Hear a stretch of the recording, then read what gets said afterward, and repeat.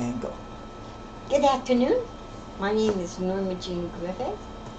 I'm 76 years old. And I'm going to tell you about when Richard and Shannon were born. First with Richard, because he's the oldest.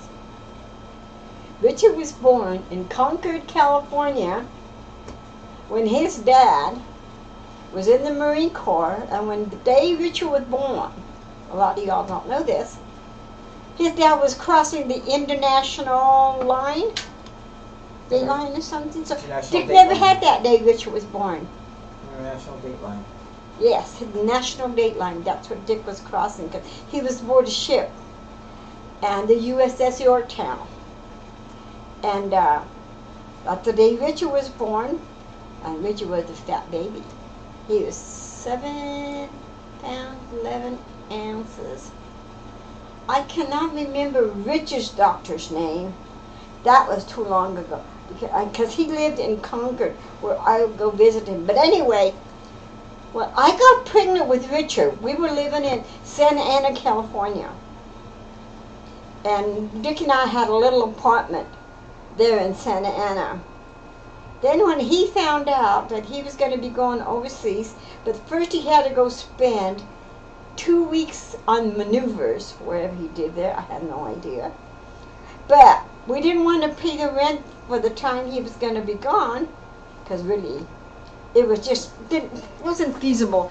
We're going to live there, why pay the rent? So we had some best friends, Joe and Jean Gothier. And I like Joe. That man, you wouldn't want to know a better man than him. And he talked Dick into me. At the time, him and his wife were separated, Jeannie. I won't tell you what she was. No. Anyway, Joe talked, well, I guess you could say they discussed what they were going to do with me. I wanted to go home to Concord, which was about 6 hour drive on the bus. Ride on the bus. And I was almost 8 months pregnant with Richard. Big. I was big. And Joe couldn't see my doing that yet. He says, Dick should be there, you know. So anyway, Dick went on his maneuvers. I moved in with Joe. That was one of the nicest men. French. Joe was French. And he would cook. He made sure I ate. And I used to tell him, you know, since your wife Jeannie decided to move you and go live with this other guy, you should find yourself a girl. And he did. He found himself, I remember, she was a really pretty, red-headed girl. Very pretty. She moved in with us. She was with us about, I guess, a week. Nice lady. I liked her, if I remember correctly. But I have to remember at the time I was only 20 years old. And just turned 20, because Richard was born November, and I turned 20 in September. Were you 20 when I was born? I was, yeah. Anyway, you have to remind me some of this. You were 20 when I was born. Yeah. Anyway, she moved in with us. She helped Dick cook. I mean, Joe cook. I liked her. Then, hold. Jeannie, his wife, got jealous. She found out he was living with another woman. Not me. I was just a pregnant girl. And she came back and wanted to move in with her. First, he was smart, I thought, to tell her no. I said, Joe, why would you want her back? She's been with this other guy and this guy and that guy. Why do you want her back? But he took her back. The other one left. I liked her, though. And by then, Dick got back from the maneuvers.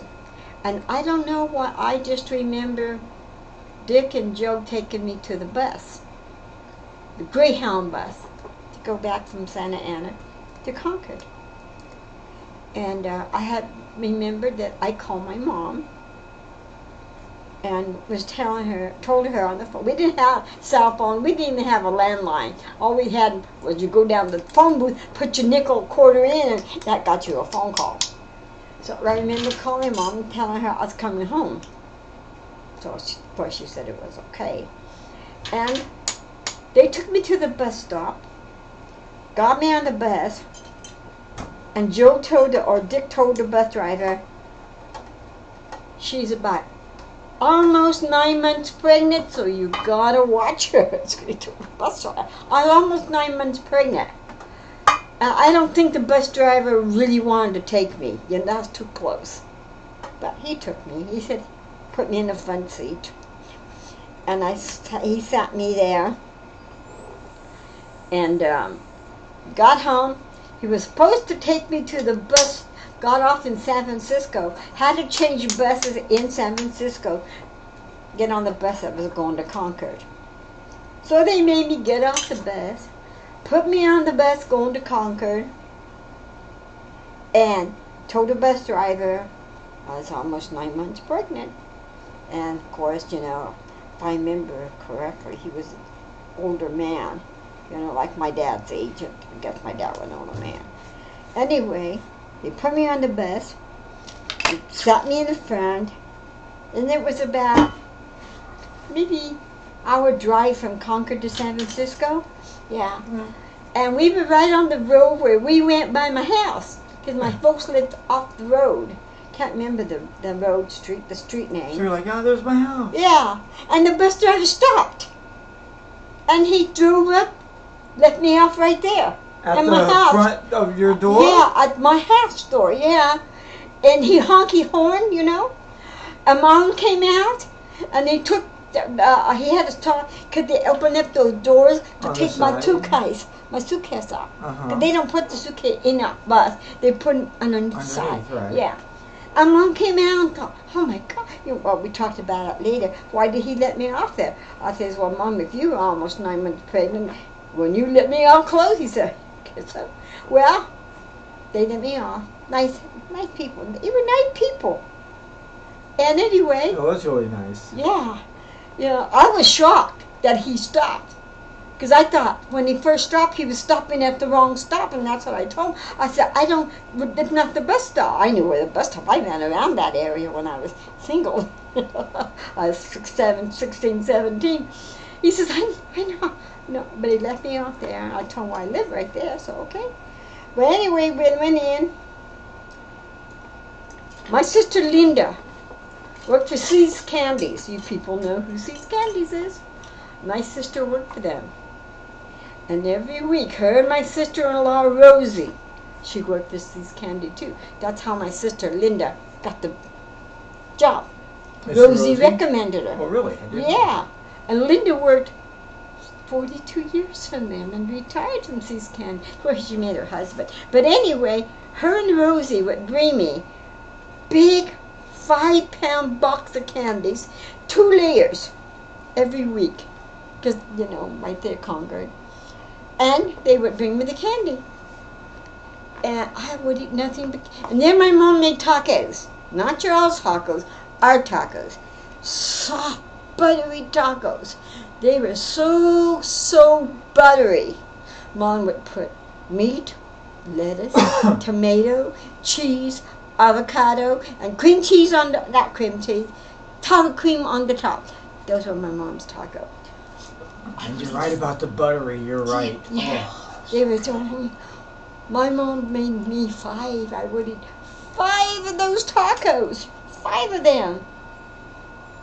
They were cheap. Bought the tortillas and things. They were cheap. Still cheap. Anyway, that's what she would fix me for lunch. My doctor, when I went to go see my doctor, he told me, if you don't stop eating, I put on 8 or 9 pounds in 1 week. 1 week. And he was I was already chunky. I went from 80 pounds, when I got pregnant with Richard, I weighed 80 pounds. And I was up to 140-something pounds with Richard. That's why he was a fat, chunky baby. And he said, you can't be doing it. You're too little. We made you take it cesarean. I didn't know what cesarean was, but they told me I didn't want that. So anyway, when Richard was born, my mom went with me to the hospital. She was the only one that went with me. Well, that was overseas. Well, Dad was overseas, but my daddy could have went. Linda could have went. She lived right there in the house. Well, why didn't Grandpa go? He was working. Okay, well, he was working. But Linda was home. But anyway, they took me to the hospital. You know, I cannot even remember who took me to the hospital. I know my mom was there, but my mom didn't drive. Mom didn't drive. One of the boys? One of the boys must have been Raymond. Because I don't remember if Raymond was home from the army when you were born. I can't remember. I think he was, because I think he was married or engaged to Rosie. Yeah, I think he was too. Anyway, I got to tell you about my brothers. I got to tell you, I'm going back now, okay? When they first met Dick. Now you have to remember, Mexican, we're all dark-eyed. Well, I wondered, but they were. They took one look at Dick, and they said, "You're not marrying that guy. You're not marrying that widow." I think that's what they called your dad, was widow, or widow. Yeah, widow's the girl, widow. And they didn't like him, because I don't know. Maybe he gave the impression that he was a little too good for them, you know. But that wasn't like your dad. Your dad never ever had that attitude that he was better than someone else. You know, do you think he did? My observation of my dad around your family, he was very reserved. He did things around your family that I'd never seen him do things before. Like drink beer. Yeah, he did once in a while. He didn't like not beer. every time, but Yeah. I've seen my dad drink beer more with your family members than with anybody else. Yeah, I can honestly say that. It wasn't to fit in, but yeah, it was just more like it was offered and it was polite to accept. Mm-hmm. You know, he didn't want it. Well, say when they first met him, he didn't. Or if he would have offered a choice. Yeah, when I wouldn't either the very first time, because I don't drink, I wouldn't deny it. They would offer him beer, because my family, they drink beer, my brothers. All the time. That's what he said. That's why well, let me finish this one. We lived in Concord where the bus let me off at the time for Rich when the baby was born. We had a great big haunted house. And the reason they called it a haunted house is because it was by water. By water. It had water in the back. And people would call it the haunted house. But it was a beautiful house inside. It was all paneled halfway up the wall. And you know my mom and us, we had to clean and polish that panel. Linda would polish that panel. We polished. Anyway, in the back was a big, big room, like our living room now. Your living room was the boys' bedroom. Well, they accepted Dick when they asked him to spend the night. And he spent it in that room with them. They didn't have, let's see who he is, sheets on the bed. We just had old blankets that Mom made out of pants, Levi's jeans, or whatever you all want to call them. She cut them up, sew them together, make quilts. That's what we had for blankets. Your dad never told you. He never said anything to anybody about it. Anyway, when he slept, there was a couple of nights in that back room, because he didn't want to go back to the base, because he didn't have a car, and Diane would have to come pick us up if we wanted to go anywhere, which she did. And they respected him for that. Here was this widow with the blue eyes, green eyes, blonde hair, sleeping with a bunch of Mexicans in this big bed. That's what they appreciated. I thought, okay. You did it in the Marines. It's no big deal. Yeah, but I didn't think nothing of it. Because we girls had our own room, and I was not like the boy. No, I remember the boys' room, too. Yeah, big. Well, I remember at the house in Walnut Creek. Yeah. And anyway, that's when they liked it. But my sister Linda, she never liked Griffith. And I'm going to tell you why she never liked Griffith. My sister Linda and Teresa, they drink a lot too. They were just like my brothers and my dad and my mom. No, can't say about my mom then, because my mom didn't drink that much then. Very seldom did you see any beer in my mom's hand. My mom didn't start drinking till she moved to Pittsburgh, in the base housing, or whatever you all want to call it. That's when she caught things like that. And that's when she really started drinking. But anyway, Linda didn't like it. But like I said, Linda and Teresa drank. We all got together. Dick then didn't drink that much. He had a beer. But most of the time, if you saw Dick with a drink in his hand, it was a Dr. Pepper. Right. And Like even if it's Grandma. beer, he didn't drink much of the beer. And we didn't buy beer. But anyway, my sisters would get high, drunk. And they would try to mess around with your dad. What? Why? That was just them. They thought every man was crazy about them. They tried, that's okay. Because Dick always put them in their place. Always put them in their place. Always. I appreciated him doing that. He couldn't stand Linda and Teresa. I don't like that because that's what Lola would try to do with me. Yes, too. exactly. And in a way, I didn't feel like she was coming on to me. I felt like she's trying to get me in trouble with Annie. Could be. It could be. But you know what? I watched. And like he told me, I said, then just tell him. I said, they were going to keep it up till you tell him. And he did. But he was smart. He told them when they were sober. And he told them. Remember, Teresa was scared of her husband, Chris. Right. Because he would beat her, that's yes. why. Oh, yeah. He told Teresa, if you ever come on to me, I don't care if you have a beer or what in your hand, I'll talk to Chris right there in front of your whole family. You understand? Told her this when she was sober. Said the same thing to Linda. To Ben. Ben was okay. I liked Ben. I knew Ben when he first married Linda. He had an affair with a girl from work. And Linda found out. Well, they weren't married at the time. Yeah, they were married. Oh, were they? Okay. Yeah. Okay. No, Richard, you're right, because Linda was living with us. Yeah, and Linda and Ben, Rosie and Raymond, they went up to Reno and got married. We were not invited, Dick and I, we were not invited to Reno to the wedding. Mm-hmm. And you know what, Richard, something must have been wrong. I don't think your dad and I cared. He didn't want to go to all of Teresa's. He says, every time we go over there, they drink. Yeah, it's the same thing. He says they get falling down drunk. We don't know. My sister had the twins, Benji, and the girls, I think then. Yeah, huh? And we used to put them, they had a long blue van. They had that van for a long, long time. And I would be dumb enough to go with them. Dick, your dad got smart. He didn't go with them anymore. He didn't want to. But I wanted to go. They were my brother and sister. It's your family. It's your family. Yeah. Right. So we went. But you know what scared me?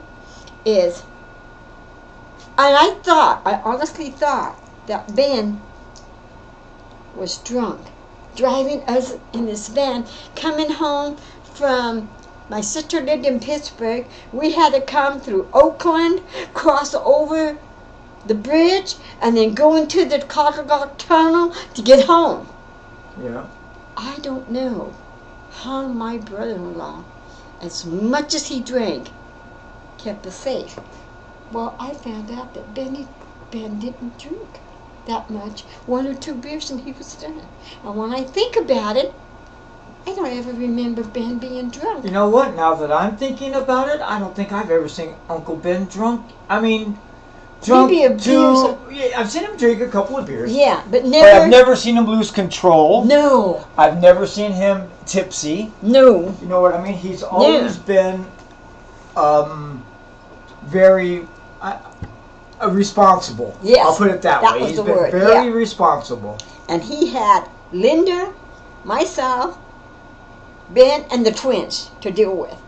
And that was, we were his responsibility. Even when we go to Reno, now that he goes to Laughlin, that man, Richard, I've seen him drink, and as much as Linda drinks. Maybe not. But you guys aren't going anywhere. He's going up to the room. Yeah, but Linda's, we have to help her up sometimes. Never been.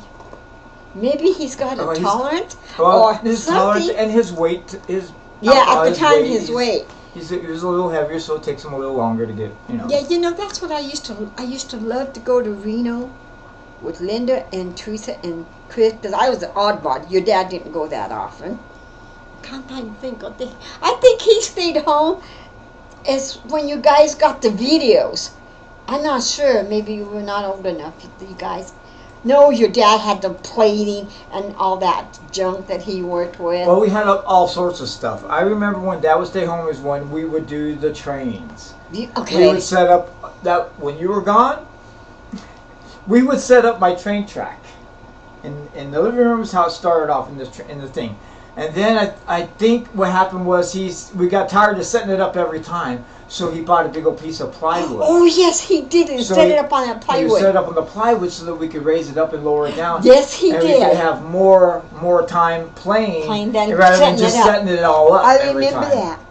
But anyway, it got to the point, especially with Teresa. Chris got drunk, her husband, but he never took care of Teresa the way Ben took care of Linda. Right. You know. So I felt the responsibility was up to me to take care of Teresa because I didn't drink. I had Coke. And your sister. Yeah. So anyway, we went to this one casino in, I want to say Nevada City, but I'm not sure. But it was a little town outside of Reno that someone told us, like, you go there, you win big, and you did. You won all the time, most of the time on the machines. Well, we went. Teresa, well, the five of us. And Teresa, of course, was drinking by then already. And she sat at one machine, and when you sat on a machine, now most of them are just straight like this. Right. Well, at the time, one was like this, then the other one was at a catty corner, and if I got here and Teresa got here, if I wanted to talk to her, I had to turn around and look at her, you know? Yeah, so someone's not watching your machine. Yeah. And then, on the other side of Teresa, was this black lady. Drunk like Teresa. She was drunk like Teresa. They were talking at first, and then Teresa won a big jackpot. I think she won $500 jackpot. I'm not sure. She always won good jackpot. She played good money. You know, she won the jackpot, but she played. In order to get the full amount, you have to play like, let's say 5 coins. You have to play 5 coins to win that big jackpot. Well, I guess the black lady won the jackpot, but she only didn't play 5 coins. She only paid 3 or 2 coins. And Teresa won. Got the same thing, but didn't get it win as much. No, hers didn't pay. Right. The black ladies didn't pay. But she had the same thing on her screen. Exactly. The same as Right. Teresa. So when they got both of them and they came and they paid Teresa, but they didn't pay the lady that much, and she watched it. You know, you watch as they count you the money. You know. And she got mad at Teresa because Teresa won the money and she didn't win that much money. And she got mad at the people too, you know, that paying out the money. But mostly she was mad at Teresa. Well, after the people left, you know, she started, like, you know, kind of like sort of tapping her, but in a not a good way. Accidentally hitting you. No, and on purpose. And I could hear Teresa saying something like, you know, don't quit hitting me, you know. So I got off my machine. I went around the corner, and I got between them, and I asked Teresa what was going on. And Teresa told me, well, she's just the one, this lady's upset because she didn't, you know, saw blah, blah, blah, the whole thing. And I looked at this black lady, and she was a big black lady. And I told her, I said, well, didn't you get paid for what you won? I should have got paid the same as his sister, because I got the same 7s that she got. They weren't 7s at the time. They were oranges. Whatever, yeah. Oranges. Anyway, and she kept, you know, Teresa, you know, hitting her. Yeah. Punch, you know. Pushing her. Yeah. And I got sad, and I said, quit pushing my sister. She said, oh, I thought she was a friend. She said, she's my sister. Don't hit her again, and don't you touch her again. And she said, and what are you going to do about it? I said, I'm knocking you out that goddamn chair. Do you understand? And she just sat there, and then she got up and left. That was it. I thought it was funny. My sister was always getting me in trouble because with the men. Oh, gee, the men, okay. Well, Teresa was very pretty, Mom. She was. Oh, she was beautiful, my she was sister. the prettiest. Yeah, I was your sister. Teresa was the pretty one. That's just like. And Linda too. You know, Linda was pretty also. Linda, yeah, but Linda wasn't like Teresa's more. I put it this way. To me, and no disrespect to either one. Yeah. Teresa was more glamorous. Then Linda. Linda was pretty, but Teresa. She dressed the part. And acted it too. She seemed more like Annette. Yeah. Elegant. Yeah, more elegant, exactly. Like Annette. Poised. Yes. She had poise. Yes. You know what I mean? Where you weren't just the pretty girl next door like Linda. Yeah. She's just a normal. She's pretty, but she's just a. Yeah. You know, she has no. She has no charisma. No class. I hate to say it. But she don't. No class. No. And I'm sorry. No disrespect that way. I know. But I'm just saying, in the way she carries herself. To me, that was the difference between Linda and Teresa. Maybe it's because Teresa was older, and I had, maybe more. But Teresa was 8 years older than Linda. Well, and to me, Teresa was always older, and she was the oldest sister of you guys, the oldest aunt for me. And I just figured, she had a little more respect and a little bit more poise and knowledge and a little bit, That's true. I kind of respected her a little bit more than I did. But I'll put this out there. Leslie blew all of them away. Oh, God, you haven't seen her lately. I have seen her lately. I'm friends with her on Facebook now. She went and had, the last time I went out, Leslie's my brother's ex-wife. Oh. Always been a beautiful, why my brother messed around on her? Yeah, exactly. I had no idea. Now, I gotta tell you, she's getting even with him. She was little, small, like us, Well, last time I went out to California, it was for her granddaughter's birthday or something. 6, 7 years old. Right, and she's still part of the family. Yeah, and she is. We still consider our sister-in-law. Sister, whatever. Raymond and her, that's her ex-husband, my brother Raymond. No, Bobby. Her ex-husband, Bobby. They still get along great. They still visit. Every time Bobby has a party, there's Leslie. I wish it was that way with Ann and I. Yeah. Barbecue, there's Leslie. But I gotta tell you about this. The last time I was in California was for my brother's something. And my brother Bob had a huge barbecue. I went to stay a month with them. And when I was leaving to come back home, they had a big barbecue for me. And all my brothers came. Because they all lived in the same area at the time. Anyway, Leslie had a boob job. And hers was not huge like some of these girls who don't know how to, when to quit. Yeah. She was nice. And she looked so good. You thought she looked good the first time? You should see her now. And she didn't, except between her and Laura, they would talk, Right. We did talk. That's her daughter, Laura. Anyway, and I like to think, boy, I hope Bob's eating his heart out. I'm sure he was every time. Because she were not married. His wife, girl, he's not married to Emily. They just live together. But I love Emily, don't get me wrong. And I would do anything for Emily. But Emily's in her 80s. She's way older than Bob. But I like her. I like staying with them, too, because she loved garage sales and flea markets. We'd go to the flea market. She drove. She had a Saturn like my green one, remember? And we would go to all the flea markets in town, Concord, Walnut Creek. We went all over to the flea markets. We'd go to the garage sales. Oh, that girl loves her, Rosie, and her and I. You never saw us Saturday or Sunday when I was there, because we were at the garage sales. We would map out the garage sales, so we would hit them and not have to backtrack. That's how good they were. But anyway, we're going to get back to Teresa. Every time we went to Reno, Teresa, Linda, and I, we have our birthdays most of the time in 1 week, in September. 12, Teresa was the 12th, Linda was 12, Teresa was the 13th, and mine was the 16th.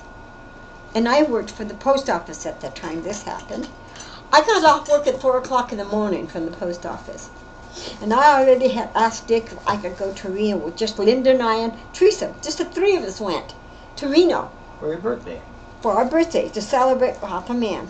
They all agreed, but even Chris, which was shocking. But anyway, we went to Reno. Guess who drove? I got off at 4 o'clock in the morning. Well, you're the only one that really could drive. Teresa doesn't drive. Teresa didn't drive. Linda doesn't drive. Teresa would drive a little bit across town to back, and then it would go home, and that was it. That was Teresa's driving. I drove. So I drove from where did Teresa live? Picked up Linda. Then Linda lived in South San Francisco. I picked up Linda. I picked up Teresa, and we would head out for Reno. We got to Reno. I would sleep for a few hours. They played, but I had to sleep. And then it was time to really go and play in the evening time. I like to play at nighttime or early in the morning because that's when you win. And So the Ross says. yeah, and then we got there, the three of us. We played for a while and played for a while and played for a while. Then, don't ask me how I got that idea. And I asked one of the cocktail waitresses there, and I says, "Don't you have a country and western bar around here close?" "Oh yeah, you just get a taxi, it'll take you 5 miles. There's a nice country and western bar. We could dance." My sister's good idea of a good time was to go back to the room, buy some beer, and go drink. Well, I didn't do that because I don't drink. I'm not going to go back to the room and sit there and drink You beer. paid for that room. Yeah. And we had 3 big beds, Anyway, they didn't want to go. Teresa and Linda didn't want to go. They wanted to go up to the room and drink. I said, nope. I am going to this country and western bar. We're not going to go home with the cowboys. We're going to go dance. That's it. Okay. They finally talked them into it. Got on the cab. Took us to the country and western bar. It was a nice one, though. It was a lot of cowboys, girls, boys, whatever. And we danced. But Teresa, she was so worried that Chris was going to find out, her husband. And I told her, how's he going to find out unless you tell him? It's just dancing. Linda's not going to say anything. I'm not saying anything. You're smart. You'd keep your mouth shut too. Because she drinks, she talks. Well, we had don't dance. Yeah. We had a good time. Of course, I told Dick. He didn't care. Told Linda, told Ben. He didn't care. But Chris beat her. He hit her, broke her arm, and told her, you know what, Teresa? Told you to keep your mouth shut. Well, one time he beat her so bad, I don't know what she did. She landed up in the hospital. I don't know if you remember that. But she landed up in the hospital. And my brothers was Raymond, Manuel, then when he was still alive, was Raymond, Manuel, and your Uncle Richard. They beat the hell out of Chris. Oh, they beat that guy so bad, because of what he did to Teresa. He didn't do it again anymore. He didn't hit her anymore. I guess they told him that if he hit Teresa, he'd have to answer to them. Same way with my dad. My dad used to hit my mom until the boys got older. Then told Dad, "We'll only tell you one time, don't hit my mom anymore." Dad stopped hitting Mom. I never ever seen Ben hit Linda. I never ever seen Dad hit you. No, he never did. And that was not your dad. Yeah, no, but I was having this discussion the other day with a guy at work. He was talking about his parents and stuff. And I said, I've never seen my dad, as far as physical abuse goes. Yeah. I said all the time, I was spanked. Yeah. It wasn't, to me it wasn't abuse because I deserved it. I knew I did it. Yeah. And I deserved it, and I have no ill. You and Shannon. Right. But I never see my dad hit my mom. I go, I've seen my mom hit my dad. I've seen my mom throw shit at my dad, and my dad sit there and dodging shit as my mom's throwing it. And he's like, "Are you serious?" I'm like, "Yeah, my mom's the one with the anger issues." I did. I used to my get mom mad. used to throw stuff and break it. And my dad, Yeah. I don't know. And I cannot tell you or remember why.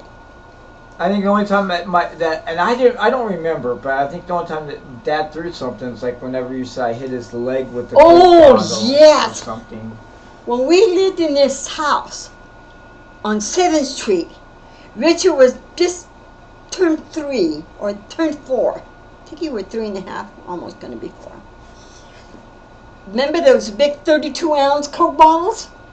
Were they 32 ounces? The glass ones, not The these glass plastic ones. Not the plastic ones. This was glass. And we always bought them in the glass. That's how you bought them then. Well, Dick came home from work. I guess he was at work one time. Sat on the sofa. Richard had a empty Coke bottle in his hand, a big one. Yeah, remember, that was sitting there, you know. Anyway, Richard took that Coke bottle and smacked his dad across his shin. Not his leg, not his knee, his shin. But there was no meat, just bone. I saw that. And you saw me do it? Yeah, I was right there. I saw that. Because there was you and there was your dad, and I was over here sitting by your dad when it happened. And I saw that. I saw the look on your dad's face. I grabbed Richard and went to the bedroom with him, closed the door and locked it till he cooled down. He was, you could hear him, he was mad. He was upset. And I know, I don't know. If he would have come to you, he would have spanked you. What he would have done, I don't know. I would not taking no chances. Just grab him into the room. So I did it on purpose. I just walked. You just walked by and hit him, yeah. Just. I think you did it. You know how kids get and hit things. You know, and that's what you were doing. You know, the table, the little coffee table, and then there was your dad's leg. But it was a hard hit. Oh, it was a hard hit. He couldn't walk on it for a while. Well, those bottles are heavy. Yeah, they are. How can I be swinging it around? I had no idea. Well, they were sort of slim at the top, and you had your hand around the top. Like a club. Yeah, exactly. And well, I tell you what, I don't think I ever moved so fast. Your dad, afterwards, 2 days later, we laughed about it, you know. And he says, I never seen you, for me, never seen you move so fast. He said, boom, you and Richard were gone. He said, he just sat there, I guess, nursing his, you could hear him, you know. Yep, didn't let you out, couldn't even go to work. It was so bad, because we walked to work, you know. He didn't take I think he had the blue pickup then, or something. No, the white car. The white Chevrolet, the 60 with the fins. Yeah. The airplane. But he walked to work because he was so close. We had to walk down past. Well, he had the motorcycle too. He had the Harley. Yeah, and I used to go walk and meet him because I was pregnant with Shannon. That was my exercise. I would go meet him across the bridge. At the top of the bridge. Yeah, and I walked back with him. And I remember that. But I remember when I was pregnant with Shannon and you were little, Joe and Jean came to see us. You know, if I would have been real smart, I would have never let her in my house. Who, Jean? Yeah. She was worse than Lola with you. I didn't know this. I never... Well, did you know about Lola trying it with me? Yes. How'd you know? You told me. Oh. Well, Yeah. because I wasn't ashamed. I was like, Yeah. it's not me. I can never... Well, Lola was your sister-in-law, but if you were... And she was a beautiful girl, too. Lola was a very pretty girl. She was a beautiful lady. Oh, yeah. But I was married. Yeah. And Annie was I thought Annie was such a beautiful... And he was beautiful as well. Yeah. But anyway, I sit at home like I do now, and I think about.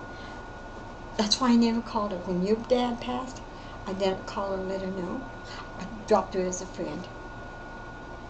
I dropped her as a friend when Joe's died. There, because yeah. Joe was my friend. Exactly. She was not my friend. No, she was your friend. Your just a surrogate Uncle through Joe, your godfather, was my friend. Right. And there was just something about Joe. You know, he was nice, trustworthy, faithful, like your dad, you know? Exactly. I like Joe too. He was, but in a way, I thought he was more strict. But he was. He was strict with the kids. Yeah, he ran a very tight ship. Mm-hmm. You know, he really did. Tighter than my dad, I would say. Yeah, and I thought my dad was a tyrant. Yeah. at times. Yeah, Joe with his kids. Right. But with you and Richard, he wasn't like that, really. Think about it, how he treated you all. You know? I know, but I mean, when we stayed with them, then I seen how he was with Joey and Jackie. Yeah. So. Yeah. But anyway, I used to sit and think to myself, how was I so dumb and so gullible? Because Dick and I moved from California to, where did we first move when they contacted? I was working for Public Storage. It was, in California, but then we moved. We were living in those apartments where your daughter learned to swim. The Belmont apartment. Yeah, they're in Belmont. You and Tommy taught her how to swim. Yeah. Yeah. Anyway, they followed us to there. Then when we moved to Colorado, they followed us to Colorado. Do you remember? Yeah. And then they followed us to Texas because they ran one of the motels. I thought that man's name now. Bettini. No. That was Public Storage, Bettini.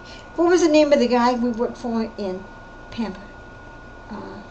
Alcoholic. I can't remember. I want to say Don something. Can't remember. Anyway, we worked for him. She followed us there. She followed us back to California and worked with storage with us. We got to the job, you know.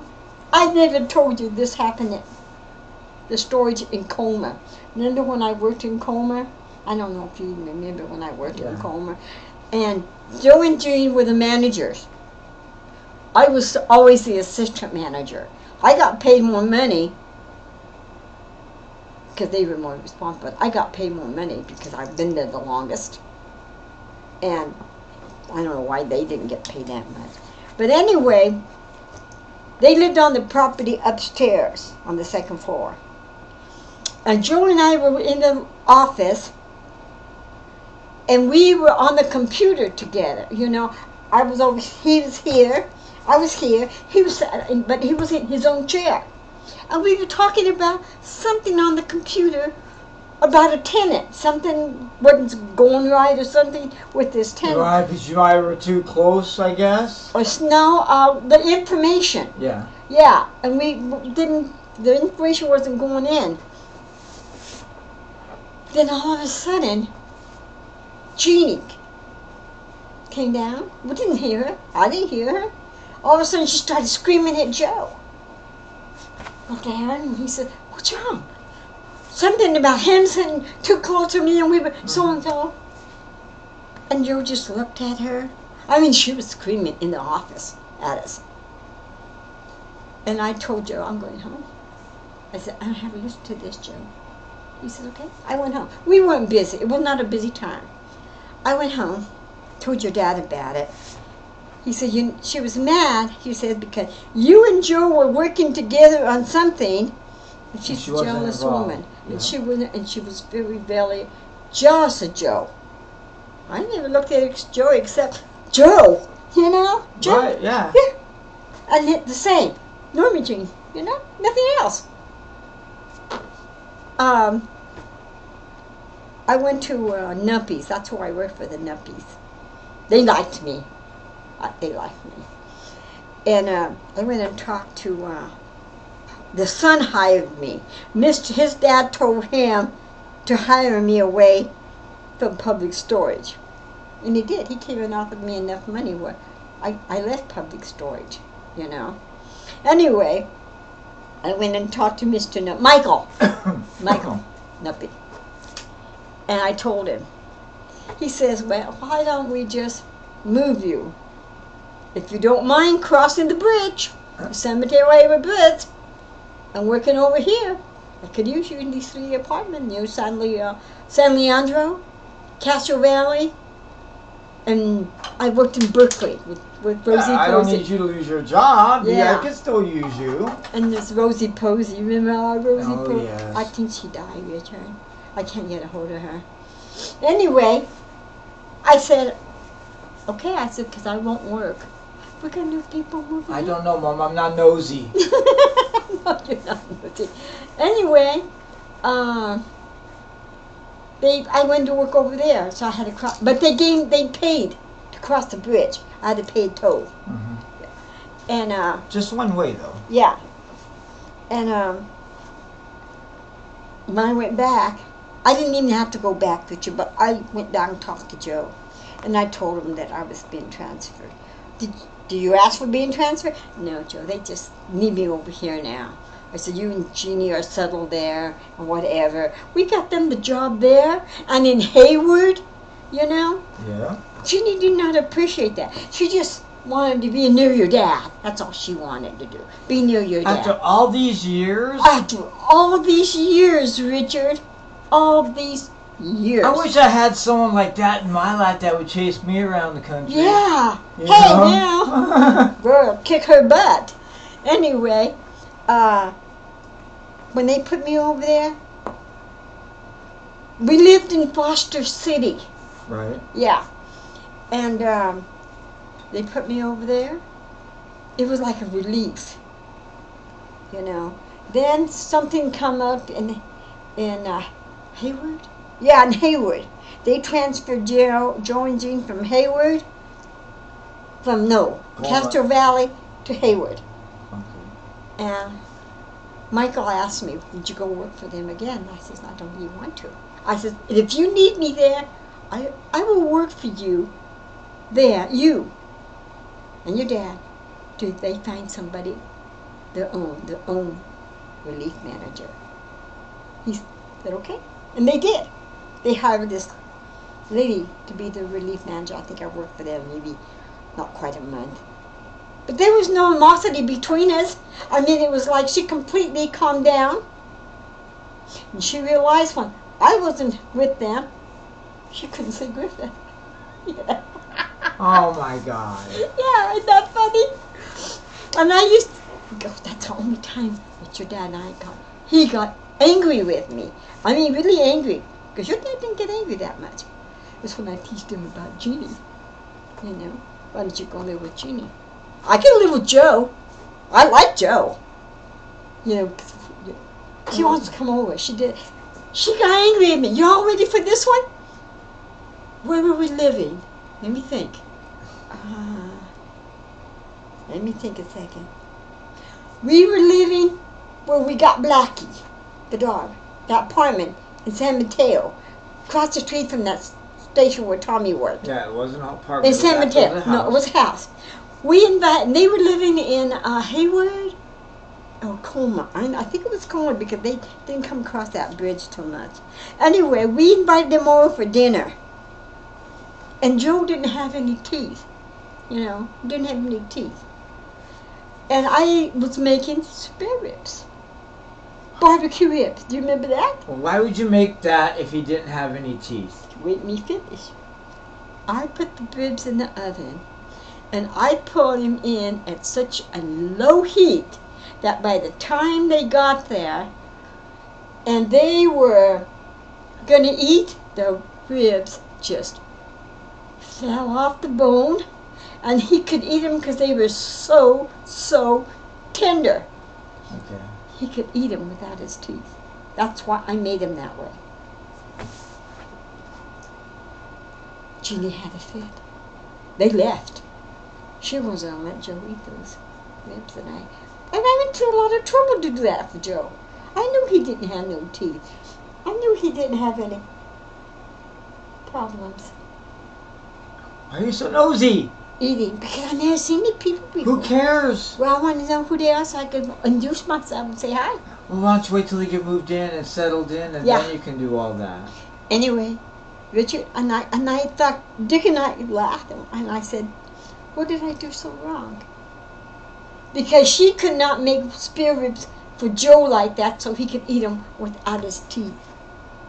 That's why she got upset? Yeah, isn't that stupid? And then your dad was getting to the point, it wasn't like Joe, how, we played cards. Remember we played cards all the time? We stopped playing cards with them. We didn't go over their house anymore. Your dad would not go over their house anymore. I don't know if something was said between them, or she said something to him, or I don't know. Your dad never said. I did not ask. But all of a sudden, we stopped associating with them. And they quit and moved back to, where did they move to? They moved back to Santa Ana, but not Santa Ana. That's back to Southern California. Yeah, they moved back there because Joe got a job there or something, Okay, and never did see them after that. We talked on the phone, Your dad wouldn't talk to her. He said hi. That was it. We talked with Joe. I miss him. I really miss that man still. He was the gentleman, and. I know one time she left me a message on the phone where we were living. In Phoenix, here in Phoenix. The last time I talked to her. I didn't talk to her. She left a voice message. Because I didn't answer her calls. I was done with her. And she left a message and it said, I don't know what I did to you to make you so mad with me. Then I should have called and told her why. But I didn't. Why bother? It was over and done with. Yeah. How was it? Yeah. And of course your dad wasn't gone by then. It was about a year later your dad passed away. But I just stopped talking to her. I should have stopped talking to her a long time ago. I shouldn't have even made them your godparents. That's what I shouldn't have done. But anyway, that was with Dick. And when Richard was little and hit his dad with a Coke bottle. Yeah. Then we lived in this house. It was pink. I remember. It was pink, and it had a little park with swing set. I don't remember if it had seesaws. I remember just a swing set. And we met this woman. Her name was Peggy. She had 2 girls. I think they were 2 girls? Yeah, 2 girls. And Richard called her, after he got older, he called her Piggy. Never did call her Peggy, he called her Piggy. And we would meet at the park and play. Richard played with the girls on the swings, and we sat and talked, and how women do. And, what's so funny? I remember her husband's name. His name was Leon. Treated her good. I think he treated her good. Anyway, she come to my house all the time because we were right there. Kids would come. And one time she came, and our bathroom was a pretty big, decent bathroom, and it had those little square ceramic tiles, and I used to scrub them clean. So when you walked into the house or the bathrooms, smell the cleanliness. And that's what she always said when she came over. Boy, Norma, she says, your house smells so clean. It's always so clean. And I says, thank you, Peggy. Now, in the meantime, as long as I known her, I never been to her house. And she ate with us and everything, lunch, whatever.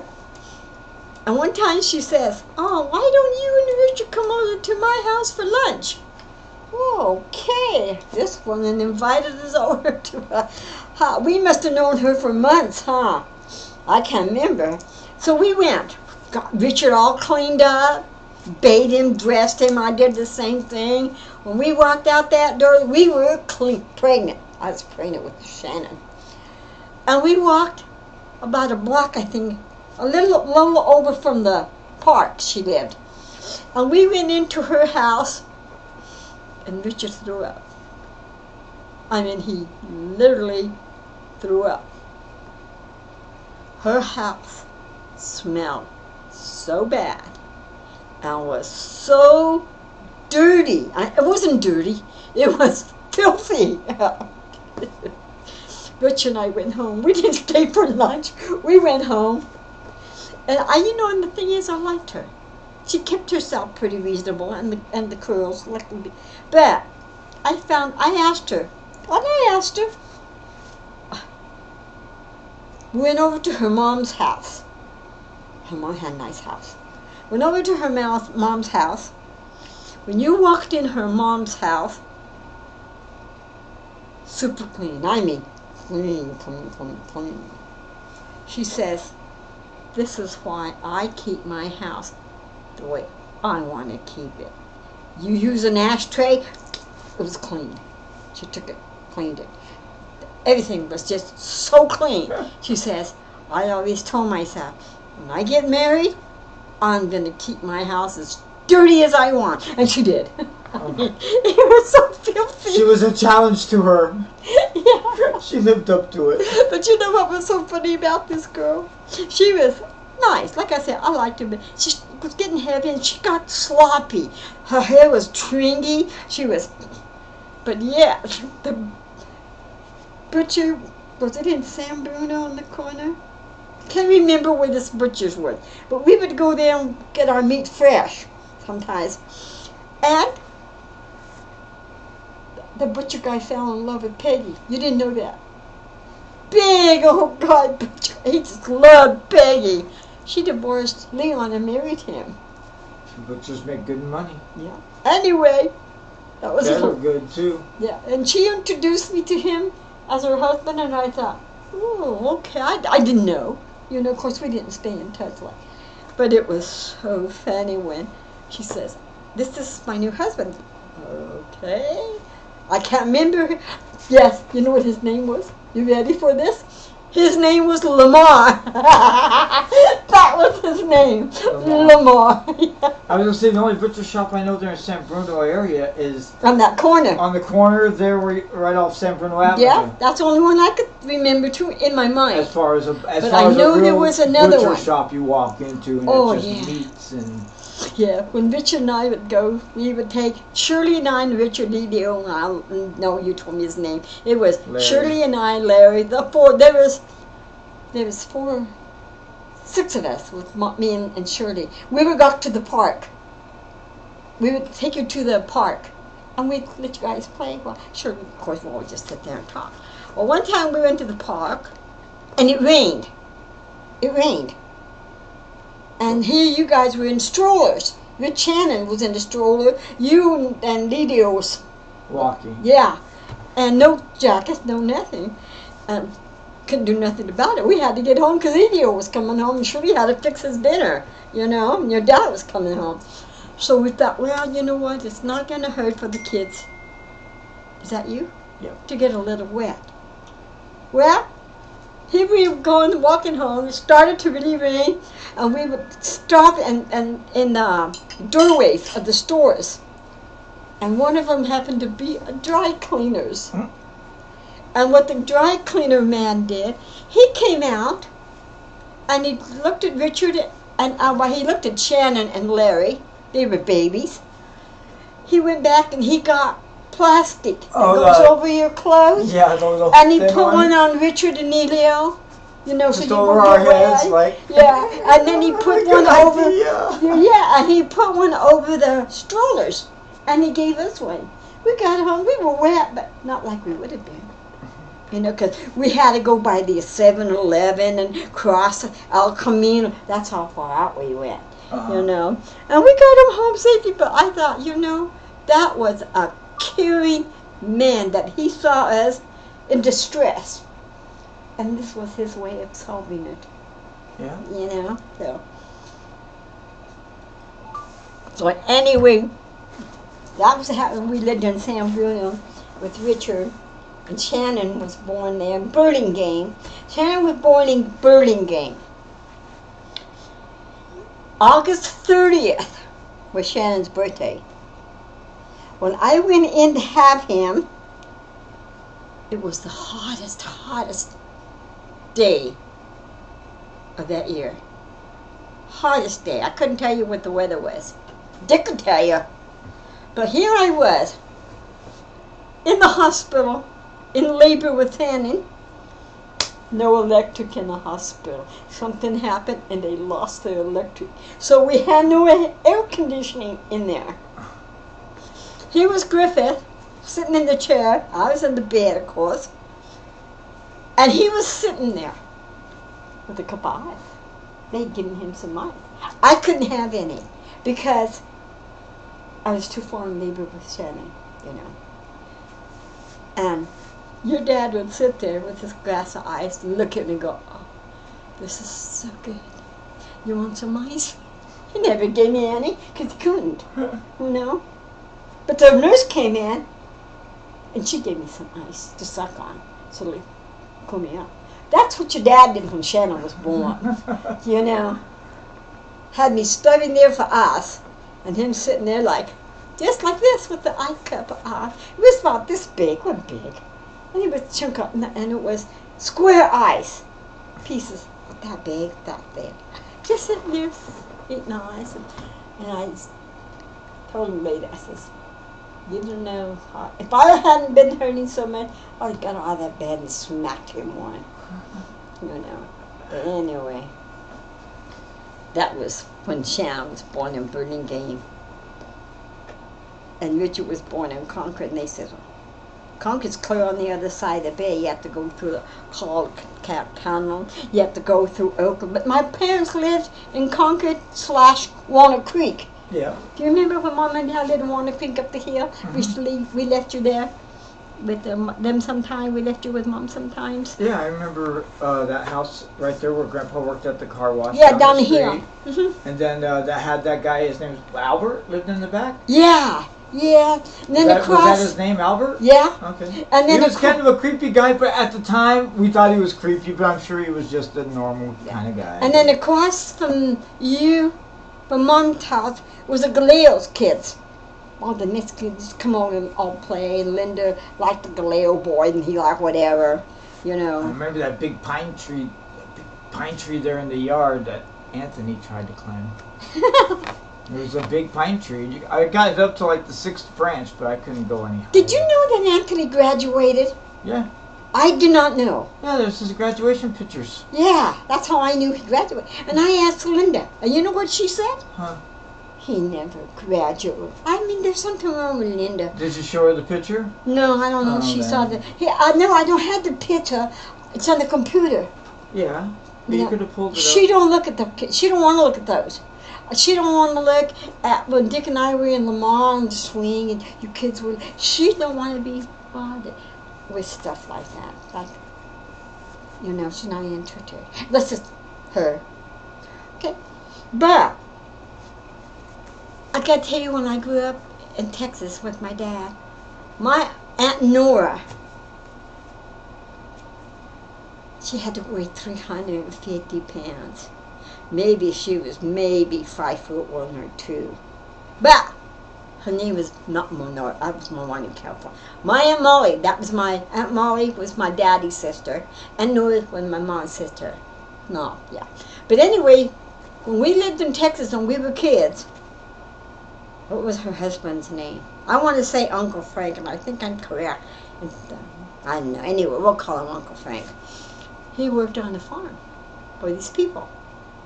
And his job was to pick the peaches when they got ripe. Mm-hmm.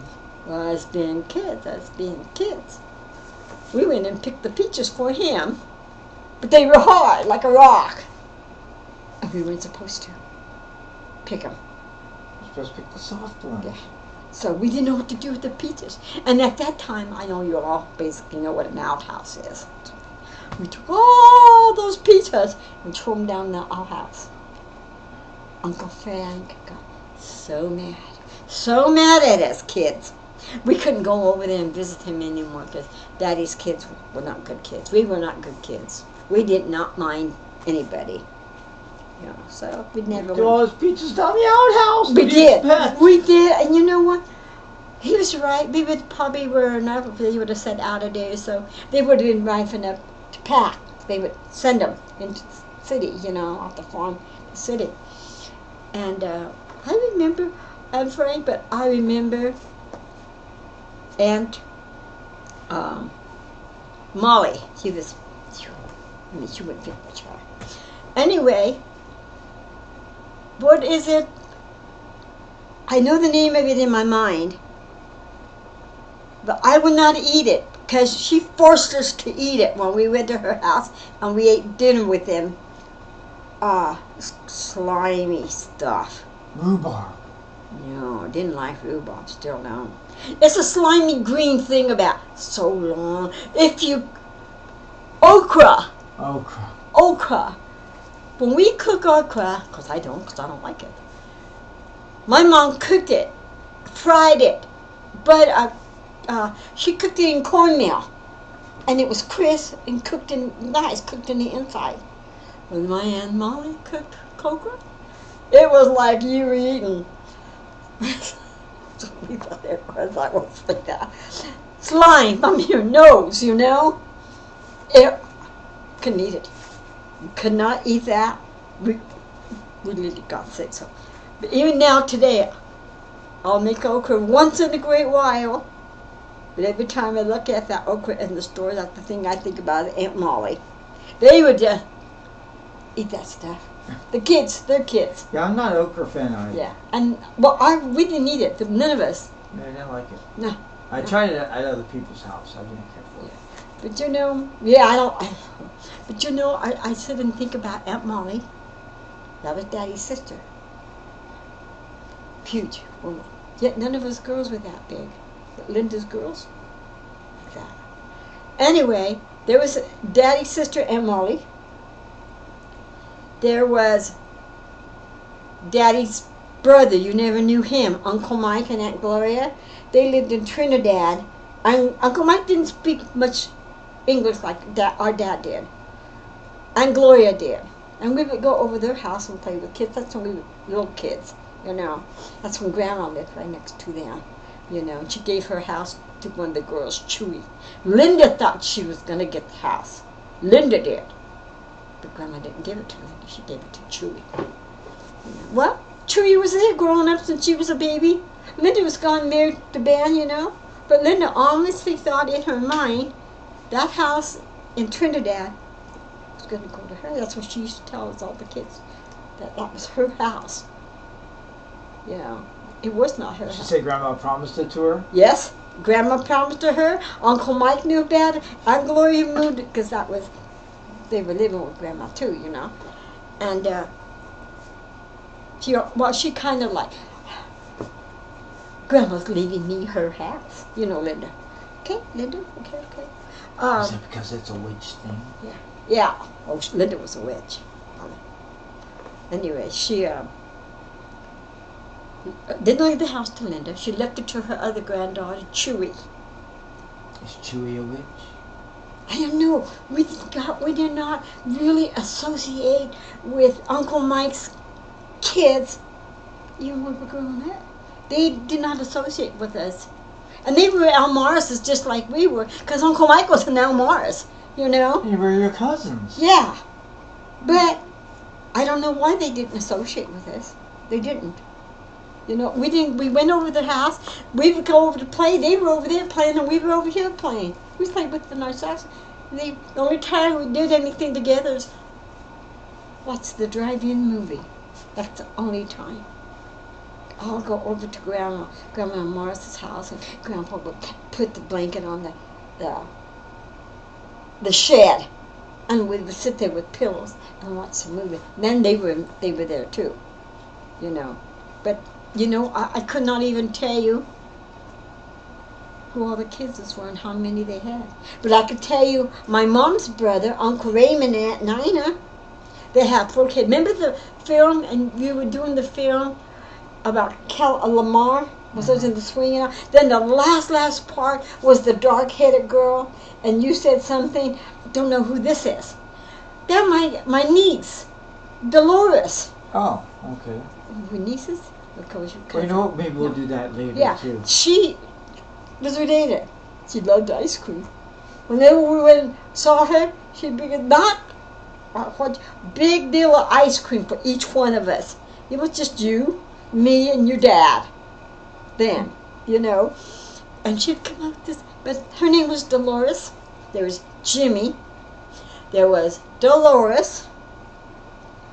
There was Junior and Sammy. I love Sammy. He was the most spoiled, but he was so cute. But and we got along with them. We played with them. They were Nina's and Uncle Raymond's kids. They didn't associate with the Almarses. They were Vasquez. Vasquez kids. Vasquez. Yeah, their last name was Vasquez. Okay? Uncle Raymond was Mom's older brother. And Nina was the sister-in-law. Okay? And we always told Mom that when we went there, or Dad, we'd stop by and see it. And we did. And you were little. You were too little to remember. And they lived in Trinidad, not too far from where we grew up. We lived in this house here, like here. And then to get to at Nina's house, we had you go across the street over here and around the corner and down. That's where they lived. And we would go, I guess we played with their kids. They used to come over to 400 South Commercial.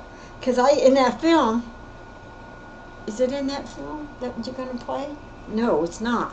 This is the Elmars one. We all had candy apples. Mom and Dad bought us candy apples. And we were all standing in front of the house there. The house had 6 bedrooms upstairs, 6 bedrooms downstairs, big kitchen, living room. Aunt Lou, Daddy's sister. We always never thought that Aunt Lou, of course, that was Dad's sister. She was our aunt. She lived in part of the house.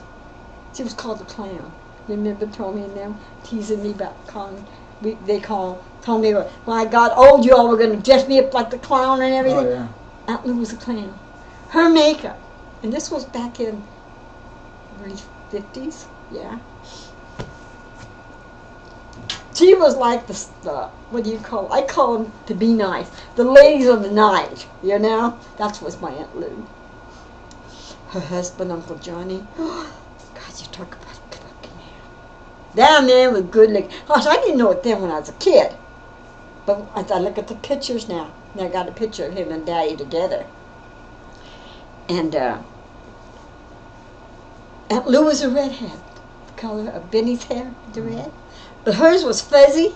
All this makeup, big woman too. She was a big woman, Daddy and Uncle Mike were about the same build. Daddy wasn't very big. Your Grandpa Almars, he wasn't that big of a man. I don't think you remember that much about him. I don't know if you do. Well, whenever I went back to see him in California. Yeah, and it sometimes don't understand that. Oh, they bought pizza. See, we should have got to know we could have pizza. No. Do you want to help him move? No. All right, then. Anyway, there was Daddy. I don't know who was older. I think your dad was the baby. Because he was Grandma Mars's baby. Babied him. Okay? Anything Dad did was okay. Gave him money. I saw Granny give him money. Okay? But there was Uncle Mike and Molly.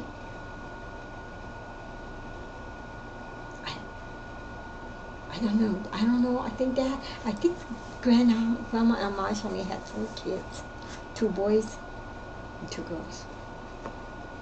But Mom had her, Uncle Raymond, Uncle Frank, Uncle Fred, my mom, Aunt Nora. I guess there were 6 of them. I don't know. Isn't that funny? You think about that, you don't even know who your relatives are anymore. You don't know your cousins out in California anymore. You don't remember Bobby's daughter. Just like with Cindy. I haven't asked her if she remembers who I am. I remember her as just a little baby. Yeah. Just a little baby girl, like maybe 3, 4 years old. That's what that's what I remember of her. Yeah. And every time I see her picture there, I think Emmanuel. She looks exactly like me. She's not pretty. Her sister Laura's pretty. Yeah, Laura's pretty. And the other girls, there's 3 of them. There's Cindy, Laura. There's one more. I can't remember her name. Linda knows them all. But they don't remember Linda. Isn't that funny? Anyway, Cindy looks, and Mom's kids, Mom's brothers and sisters. I don't remember Uncle Frank ever being married, but I remember Uncle Frank when we lived, I call the cave.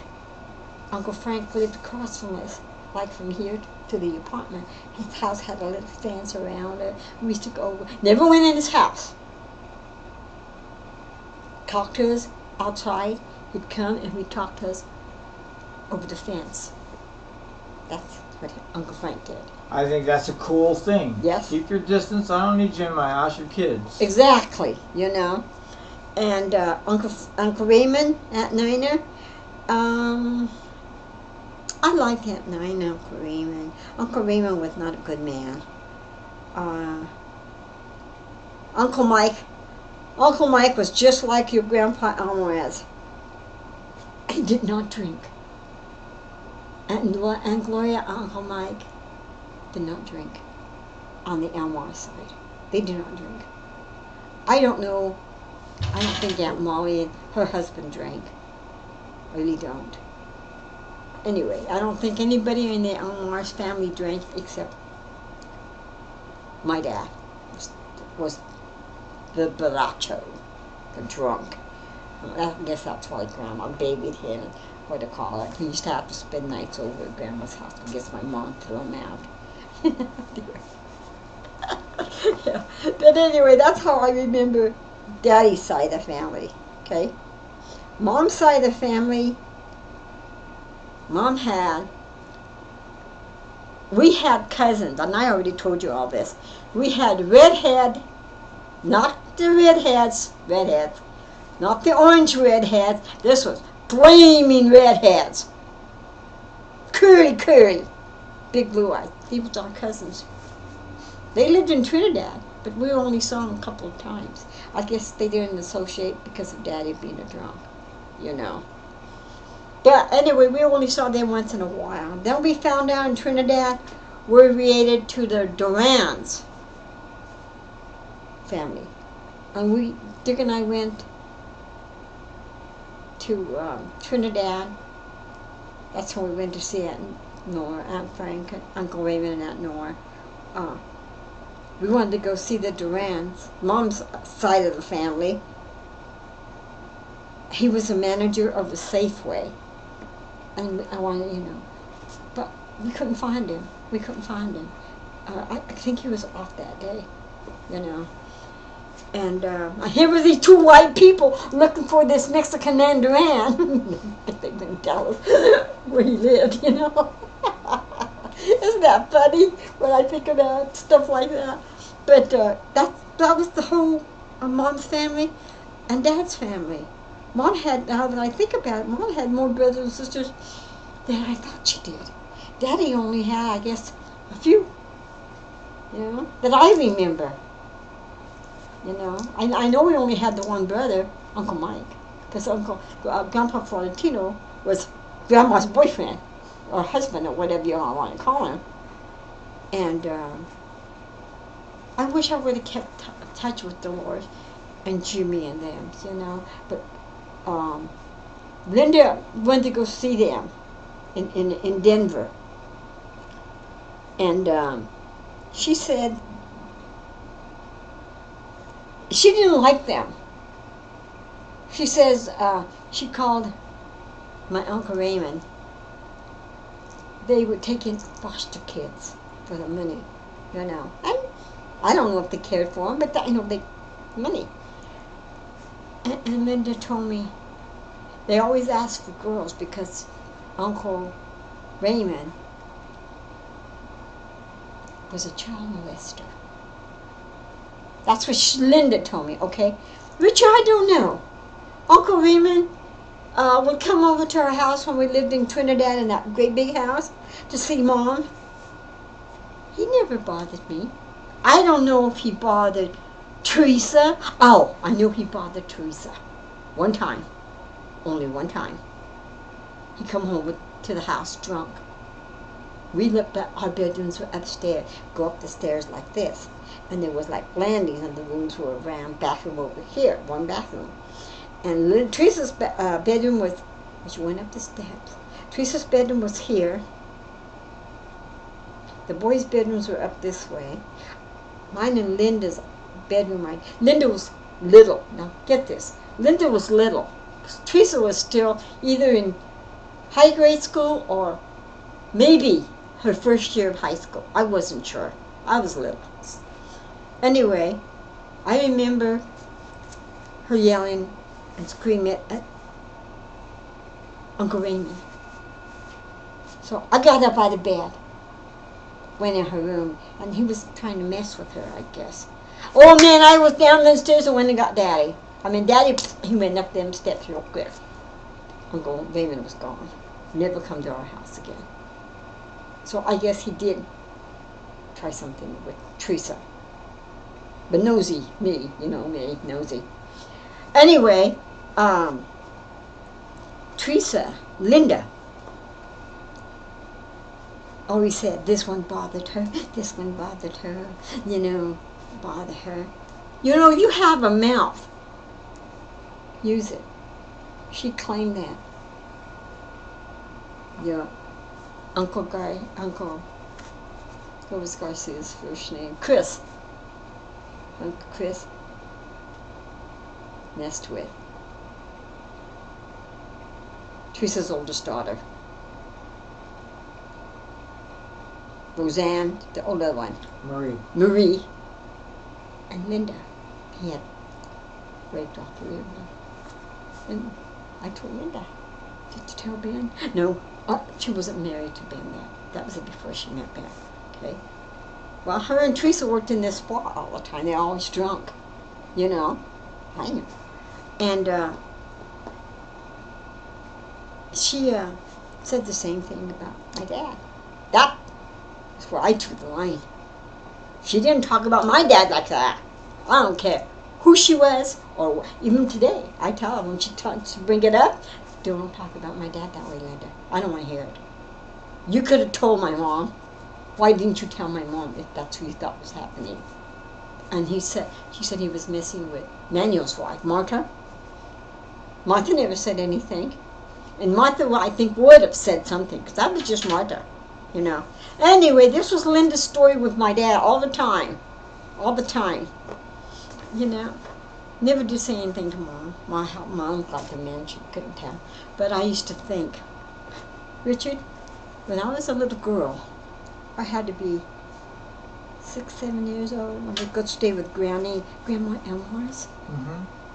Daddy would come home. I slept in the room.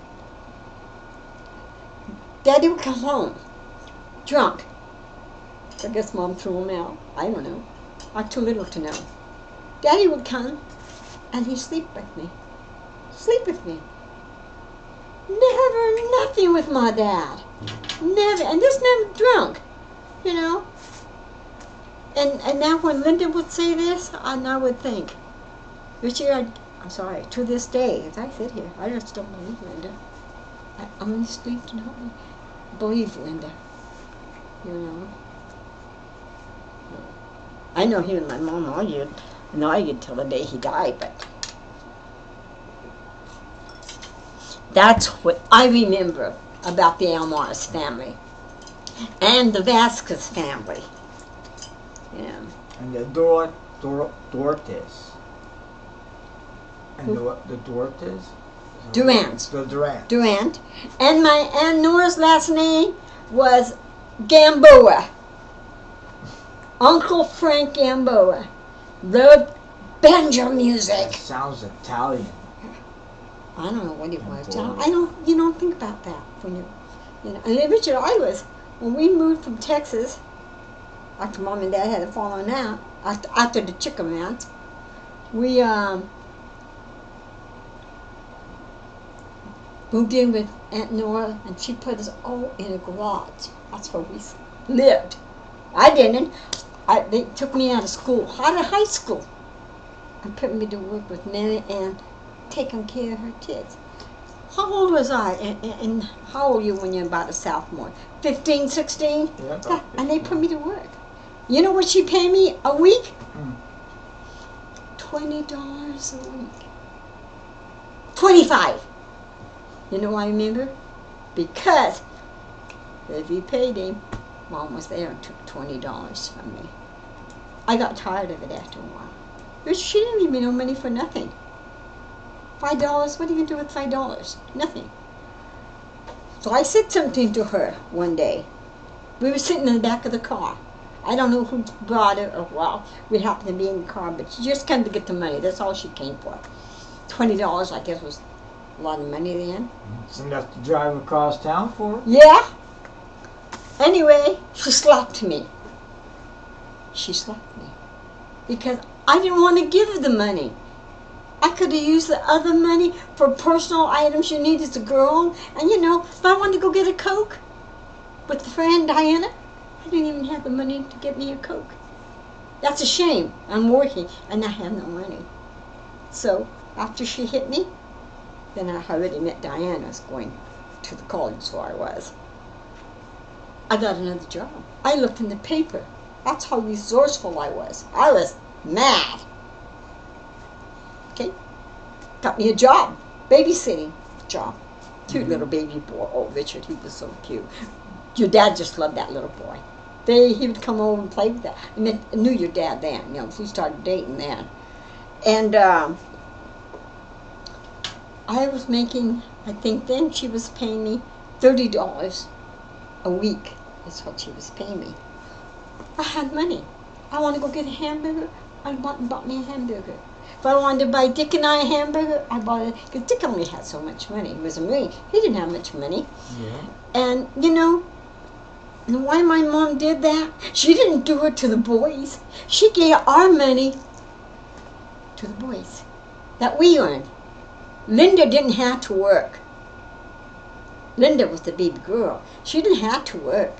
She went to school. And you know, to this day, you cannot convince that little girl, Linda.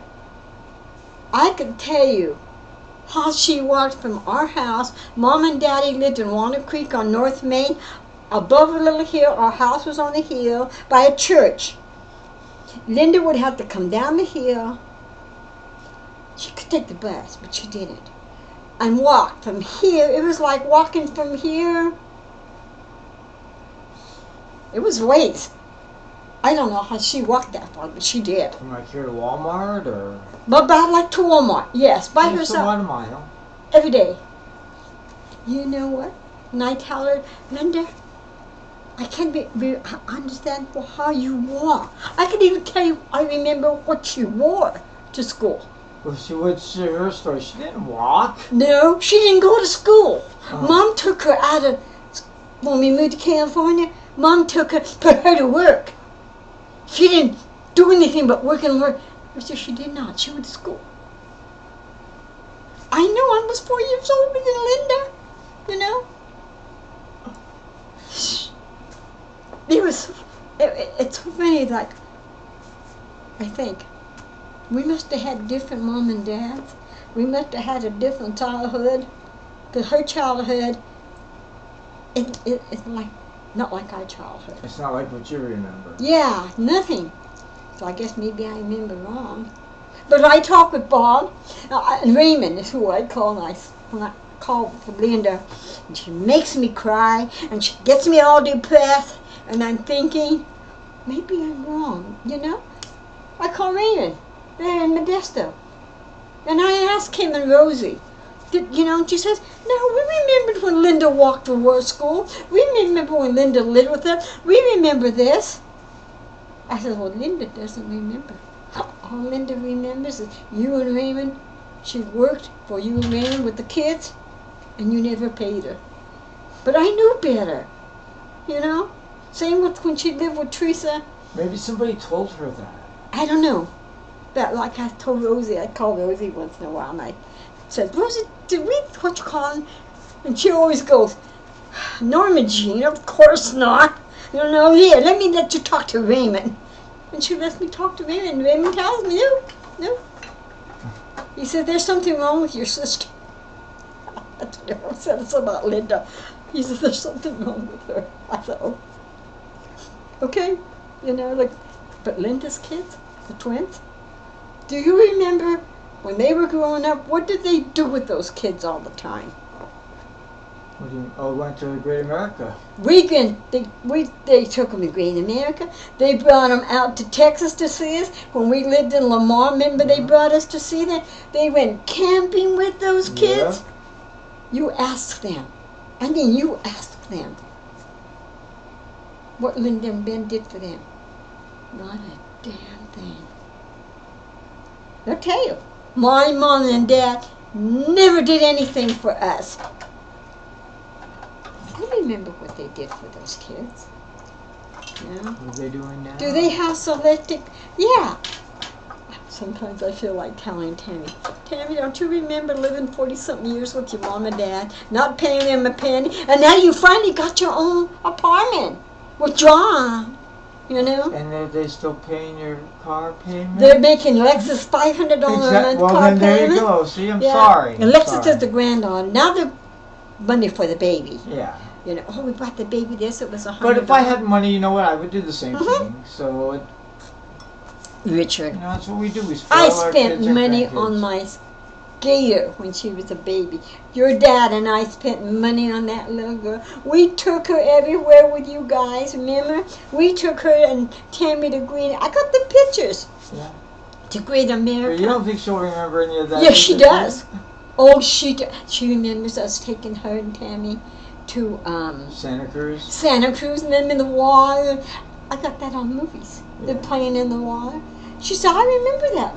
Grandma, she said, I remember you taking me and Tammy to Santa Cruz. We played in the water, Tammy and everything. She said, I remember all. Great America, we always did those little things like Linda and Ben did. We got them. I have some at home of them. It's Tammy and I, me, and your dad. I think your dad's in there. I'm not sure. I think he's in one with when we took Granny. Yeah, and you know, she remembers all that. Tammy remembered all that. She called California, and I never did call California. It's always to me California. It's not Cali. It's not whatever. It's California. That's where I lived. Yeah. And Tanya, I never sent a thing to Tammy. She said, oh, I just love going. Grandma, we got to go to Cali. When we took her to California, her and I went. Who went? Her and I and Shannon? And we ran into a truck driver at a restaurant that had oranges. He had oranges in the back of his truck. You could see them. And we watched him. And that's when I ran into my brother, Al. Al had passed away by then. He's gone. We ran into Al there. It was a man that just looked like Al. I know, you we took a picture. Anyway, yeah, I have it on and here. the oranges, we told you about the oranges with Tammy. Went up to the truck driver. My granddaughter, she's from Colorado. She's never had a California orange. So he gave us a bag of oranges. And we ate them. Him and I and Shannon, we ate them. Shannon was as bad as your mom. He could talk, you know. And I don't think I'll ever forget the look on Tammy's face when we got to California. And we stayed with Bobby because he had the room for us. Bobby gave me my own room. And they had their room right across from me. And then they had a room for Tammy. You had to go down the steps, and that was Tammy's room. Shannon had to sleep on the sofa. Okay. They had cats. I like cats. I liked his cats. They were loving cats. One slept with me all the time, the yellow one. And I remember Tammy saying, Grandma, for Tammy, she says, I think Aunt Emily wants me to take a shower again today. I says, Tammy, we take showers every single day. They didn't, remember? They did not. And I says, this is her house. So you and Shannon have got to make sure you take a shower every single day. That was Emily. That was just Emily. She would vacuum my little vacuum, sofa, beds, because of the cats. Okay, Right, I understood yeah. that. The cat had. She didn't have dogs, just cats. And, But she was conscious of it. uh-huh. And she vacuumed. I vacuumed my room. Tammy would have to do her room, and then we all did the living room. But I think we went there for Mom's funeral. Can't remember if it was, I think it was Mom's funeral. I know it was Emmanuel's. You know that Cindy didn't know that Emmanuel's grave is not very far from Mom and Dad's grave? Oh, yeah? Yeah. Mom and Dad's grave. Mom. Richard, I guess we didn't have any money. But we took Mom's ashes. And we went to Daddy's grave.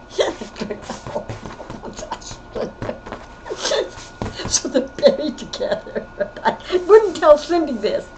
But I was going to tell her on Facebook when she said happy birthday to her dad, Manuel. And the picture and the whole thing. And I thought to myself, Manuel's grave's here. There's a rock fence this high. That's all. You step over the fence, you go down 2 rows, 2 or 3 rows, 2 or 3 rows over, and there's Mom and Dad's grave. I don't think, she might know. I know Bob knows, because I know Bob goes puts Mama flowers, and Emily, that's Emily's thing. She will go put flowers on Mom and Dad's grave. I don't think she does Manuel's. And you know, Richard, I don't remember what we did with Al and Tony. Tony was cremated. Then his ashes are probably thrown. No, I think I came across some of his ashes over in the storage over there, but I haven't seen them over here. If I come across them, do you want me to pull them out? Yes, yes. So when you do me and everybody, you do his with us. You know, and it was Al and Tony that got cremated. You know, I think. Yeah. But you know, Al, Tony, and Richard too, and Richard was spread on the bay. Richard was spread on the bay. No, he was not. That was Linda. That's what they were supposed to have. To do. They put him in a little canal. There, off where they parked the boats. That's where Linda dumped his ashes. You know, he left every penny to her and me. She never gave me my share. I didn't speak to that, you know, for 5 years. Richard left us his car. Do you remember his car? Oh, yeah. Linda talked him out of it to give to, lied to him. I remember that, so she better never make me really angry with her. Recently he left it to Tammy and Sophie because they were going to college and they needed transportation. They didn't even have that damn car a month and they wrecked it. They wrecked Richard's car. Drinking. I don't forgive her for that either. There's a lot of things when I'm ready, I'll tell her. Then she'll never ever speak to me again. And you know why I don't say anything? Because of Ben. I like Ben. No, I like Ben too. I wouldn't say anything to really hurt his feelings about Linda. Just like me, Dick's protective of me. You're protective of Aurora. That's the way he, and I have to agree. understand I that. respect that too about Yeah, you have to. Well, sometimes I tell you, Richard. Poor Linda's cleaned house yesterday or day before because she called me and told me what they were going to do. And I could hear Ben mumbling because he doesn't talk. You really can't understand him. And I told Linda, be sure and tell Ben I feel damn sorry for him if you're making him clean house. Then her house is like your house, which it's clean. You know, it takes a little thing like Aurora cleans, you know, she's done. Like me, I clean a little bit and I'm done. But my house is clean. Yeah, you know? she cleans every day. Yeah. And Linda's the same way. And Benji, she really makes him move this, move that. Benji can't do that right now. Since he's had the cancer and everything, it took a lot out of him. I'm still very weak myself. Yeah, that's why. Weaker why. than I really let myself. Well, Richard, believe. I look at it this way. Like with the bed and everything, I asked Chris to move it because I know I don't want to ask you to move, not because I really don't think you're capable of doing it. I don't want to put that heaviness, stress on you. Do you know what I'm saying? Yeah, I know. And it shouldn't be put on you. If Chris needed help, he would have asked me. Exactly. And you know that man's strong. And you know he really does things for me. And he doesn't know how much. He's willing to help. That's Yeah. what's nice.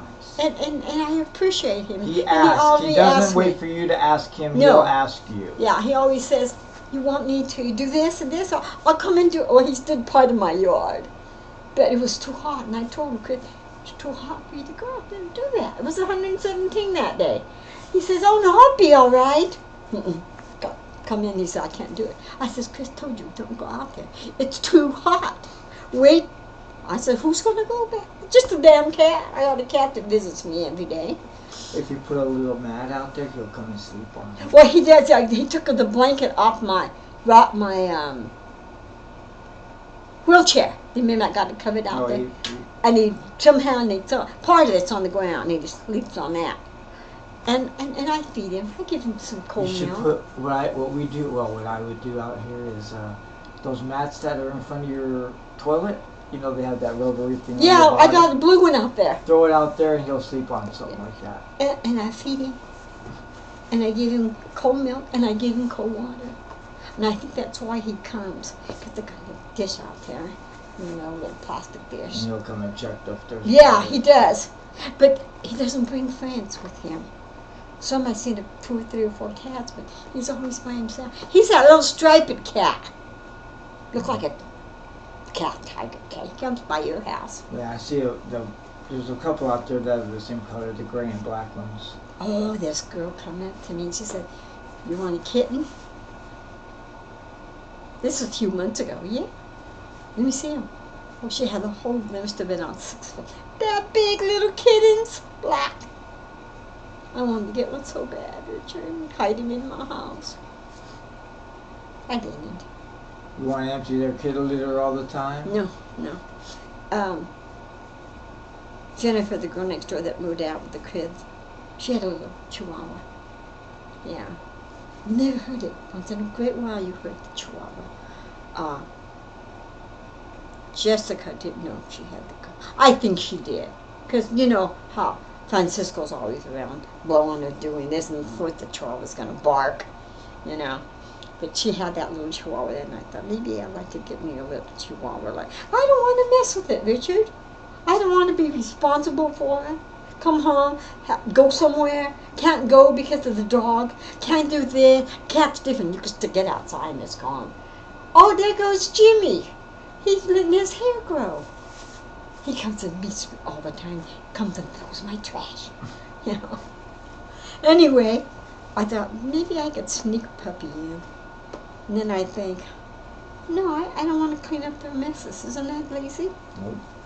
I don't want to clean up their You messes. have to get them, take them outside to shit, and then back in. Yeah, I don't want to do that. And I don't want to leave my door open. And nowadays you got to pick up the poop with the... Yes, and when not only that, with this cat, I really can't leave my door open. Well, now it's too hot. Because I'm afraid he'll come in the house. Yeah. You know, and I don't want him in the house. You know? And I think that's what he's waiting for. To get that door open. So make his house and then make his home, huh? But anyway, that's with your sister Linda. And you know, Richard, your sister Linda, she's a very greedy woman too. Very. And it's not that I need anything. Don't get me wrong. You, like me, you're in the She wrong. gives you lots of things, Mom. Well, she did. Now she gives it all to the Goodwill. Blame. Well, I don't want the blame. But there's some things that she throws away that she tells me. Like she throws away those kitchen things on the kitchen Floor mats? Yes.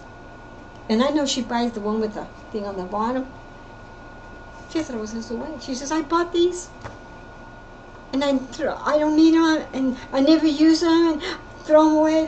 And I think to myself, well, they don't come over anyway either, so that's why they don't do that. And I think she found out that Tammy was sending me cards, and I don't send anything to Alexis because Alexis doesn't even acknowledge me. She doesn't even acknowledge me with her baby. I don't know what the heck her baby's name is. But I always comment on the baby on Facebook. Yeah, I do too. I always say she's so cute or this and that because Tammy's putting it on there, not Alexis. Right. You know. And you see pictures of Tammy's birthday? Yeah, I have. Yeah, he's a nice man. Linda says he is nice to her. Benji's girlfriend, Marion, I have never met any of them. Linda makes no effort to introduce me. You know what I'm saying? They don't know who I am. John doesn't know who I am. Marion doesn't know who I am. You know, when Sophie, that hurts the most. When Sophie comes down with her kids from California, granted, Richard, she's only going to be here 4 or 5 days. They don't come to see me. You know, they don't say, well, tell Aunt Norma Jean we said hi, or tell Aunt Norma, nothing. Well, maybe they do and it's not getting... You know, I thought about that, and I thought, I know one time Linda told Sophie not to come over my house. She could not come to visit me because I was real sick. I was real sick. And I couldn't have visitors at my house. But you weren't sick. I wasn't sick, no. Only time I was sick, hey, there goes Pete. That last time I was sick was, and then she come to see me that one time at the resident rehabilitation center, the hospital there. One time she came to bring me some clothes. That's the only time she came. Tammy came all the time. You came all the time.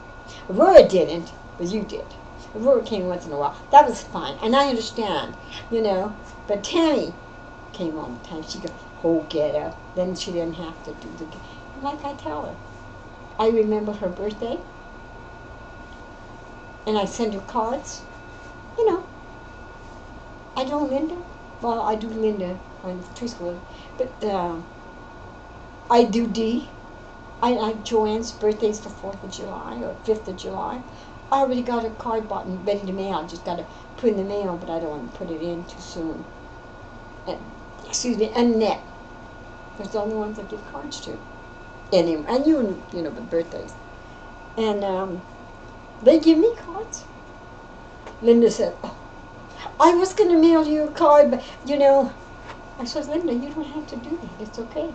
I don't mind, and I don't care if she mails me a card or not, long as my Tammy does. You know? I don't know. Tammy's a really good kid. But I think Linda uses the excuse that, and the funny thing is, Linda's always sick. She's got the flu. Poor Ben's got the flu. If Ben's got the flu or this, she's got it. And then they can't let the baby come over because they're sick. Well, I think to myself, you get sick like that, so the baby don't come over. She don't want to put up with that baby, and she tells me, I don't want to put up that baby. I put up with Alexis. And she did. She raised that Alexis, her and Ben. You know. But now Alexis is, now this is what I'm only going by what Linda says. Uses him. Like her grandpa. And of course, if you have the money, Ben makes the car payment. Insurance payment. Buys them clothes, Linda does. Buys them groceries. So why should her husband, Angel, have to work? He got a $2,000 stimulus check a week ago. And the Goodwill. He got a job at the Goodwill. So he tells Alexis when this comes in and when that comes in. And Linda, and of course Alexis tells Linda. And now he not working there no more because he got the stimulus check. He don't have to work now, you know. That's only $2,000. That's not gonna I last long. know it. You don't plan ahead? No. Linda says that she has money, that Alexa has money saved, so they'll get an apartment. Richard, they're living with his mom and the dad and the grandma and the nieces. Give me a break. You got money to get into an apartment and working at a job to pay for the apartment, you'd be in an apartment. Alexis is like her mom. She lives with this person, and she'll be living with Linda pretty soon. Linda's, oh no, she's not going to come live with me and bring that baby. Linda, you know she is. It's already in the cards. No, she's not. No, she gets kind of angry at me sometimes. But I tell her, she's going to be living with you pretty soon. I'll give it another 3-4 months. Now that they won't be having any money because she's not getting unemployment now. She was getting unemployment. Yeah, that's all. From California. How do you not work in California and you get unemployment? She gets unemployment here from Arizona. No, she don't. She gets unemployment in California. They give you more money. Okay. As far as I'm concerned, I don't know either, Richard. I've never had to get unemployment, so I don't know. I've never to this day collected one check from unemployment. No, you always worked. That was the same with your dad. dad. I worked for a month and I didn't even collect it. And you know, your dad never did either. Remember, your dad never had to.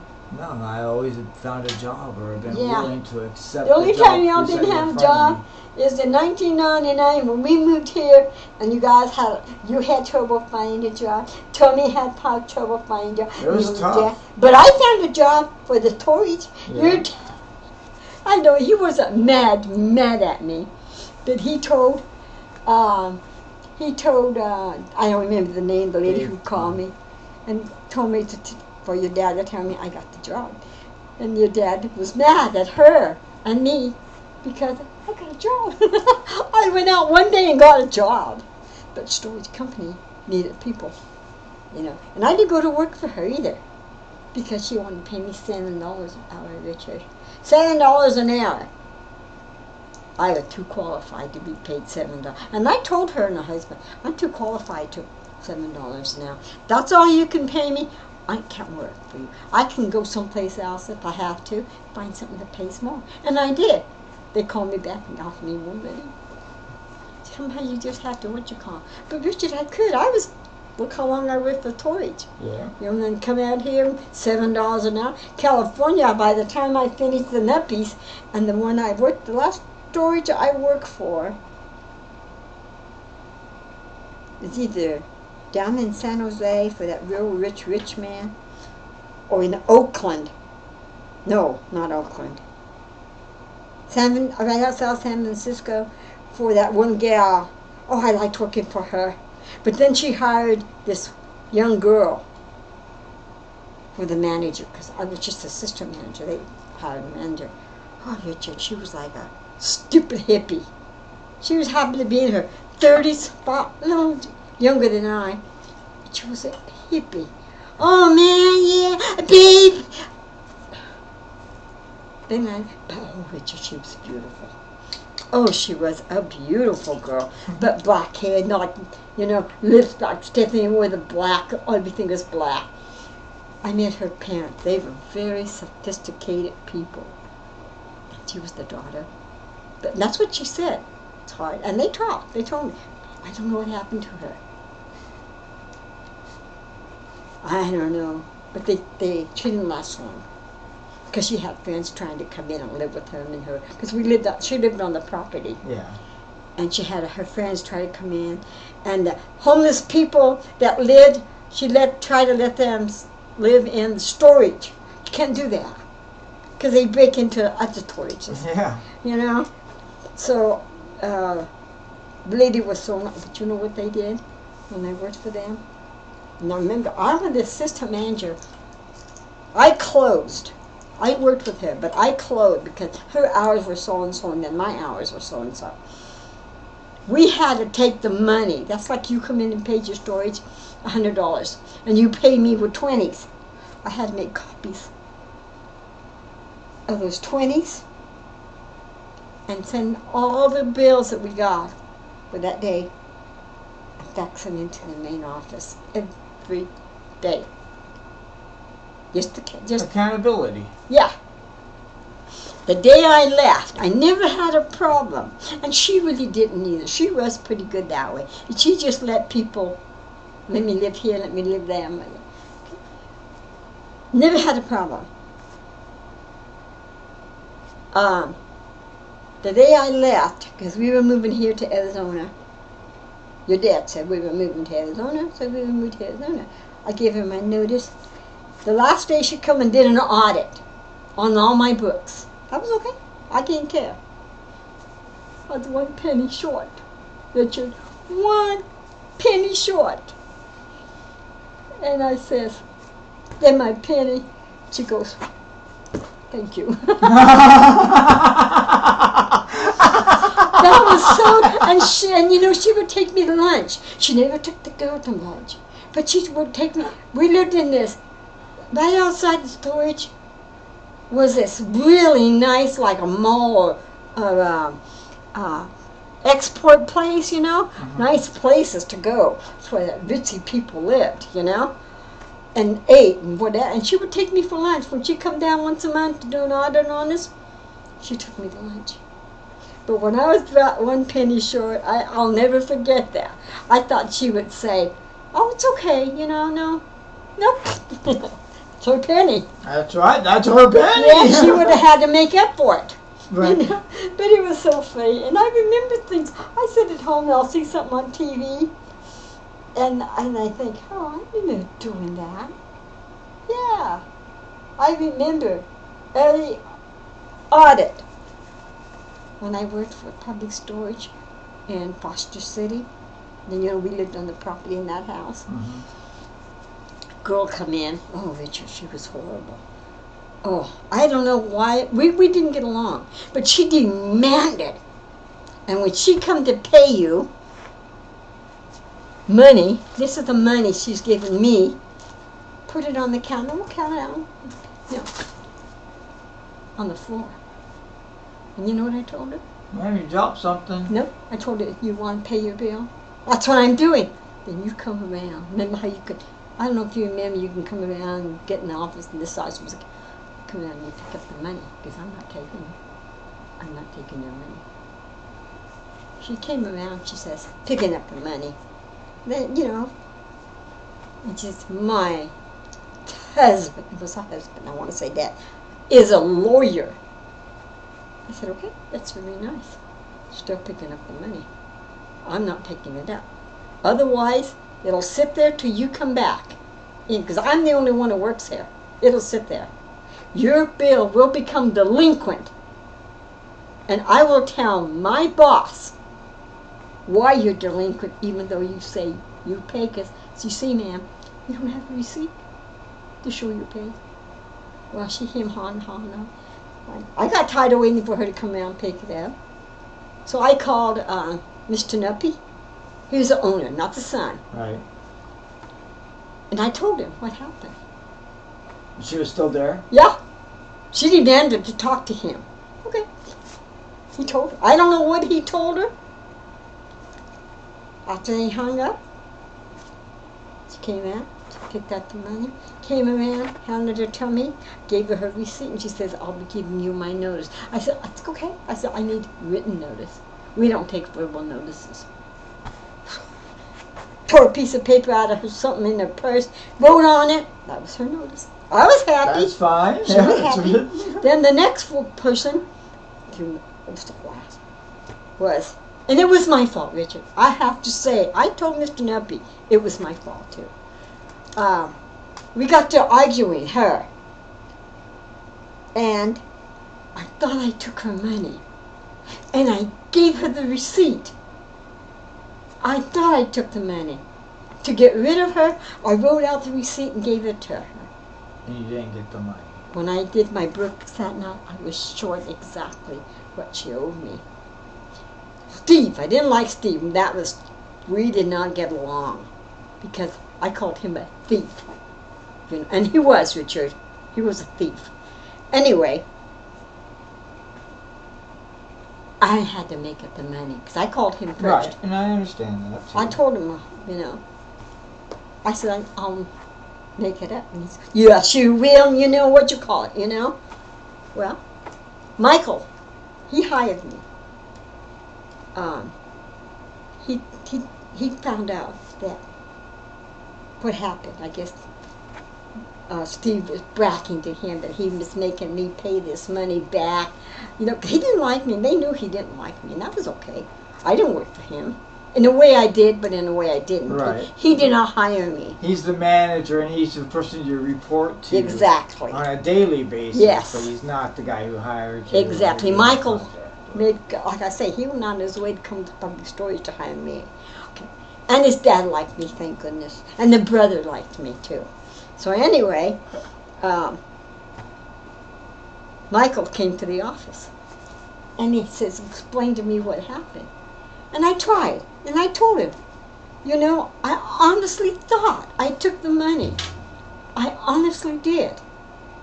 I said, but she was such a terrible person. I just gave her the receipt just to get rid of her. And he said, I can understand. Because, they deal in public too. Oh, yeah. Managers, who get like that. He says, well, Norma Jean, he says, Steve didn't tell you you're bonded. Do you know you're bonded? Hell, I didn't know what bonded meant. So he told me. You don't have to pay any of the money. Exactly. He says, you're bonded. When we hire someone like you and the other managers, you're bonded. We take insurance out on you in case you rip us off. Exactly. Or you get robbed. And they always told me, if somebody comes in and robs you, you give them the money. Yeah, exactly. She said, don't ever put your life, give them the money. And you might even say thank you as they walk out the door because they didn't kill you. And he was right because we didn't live in we didn't work in good areas, especially when we worked in Berkeley. Whoa.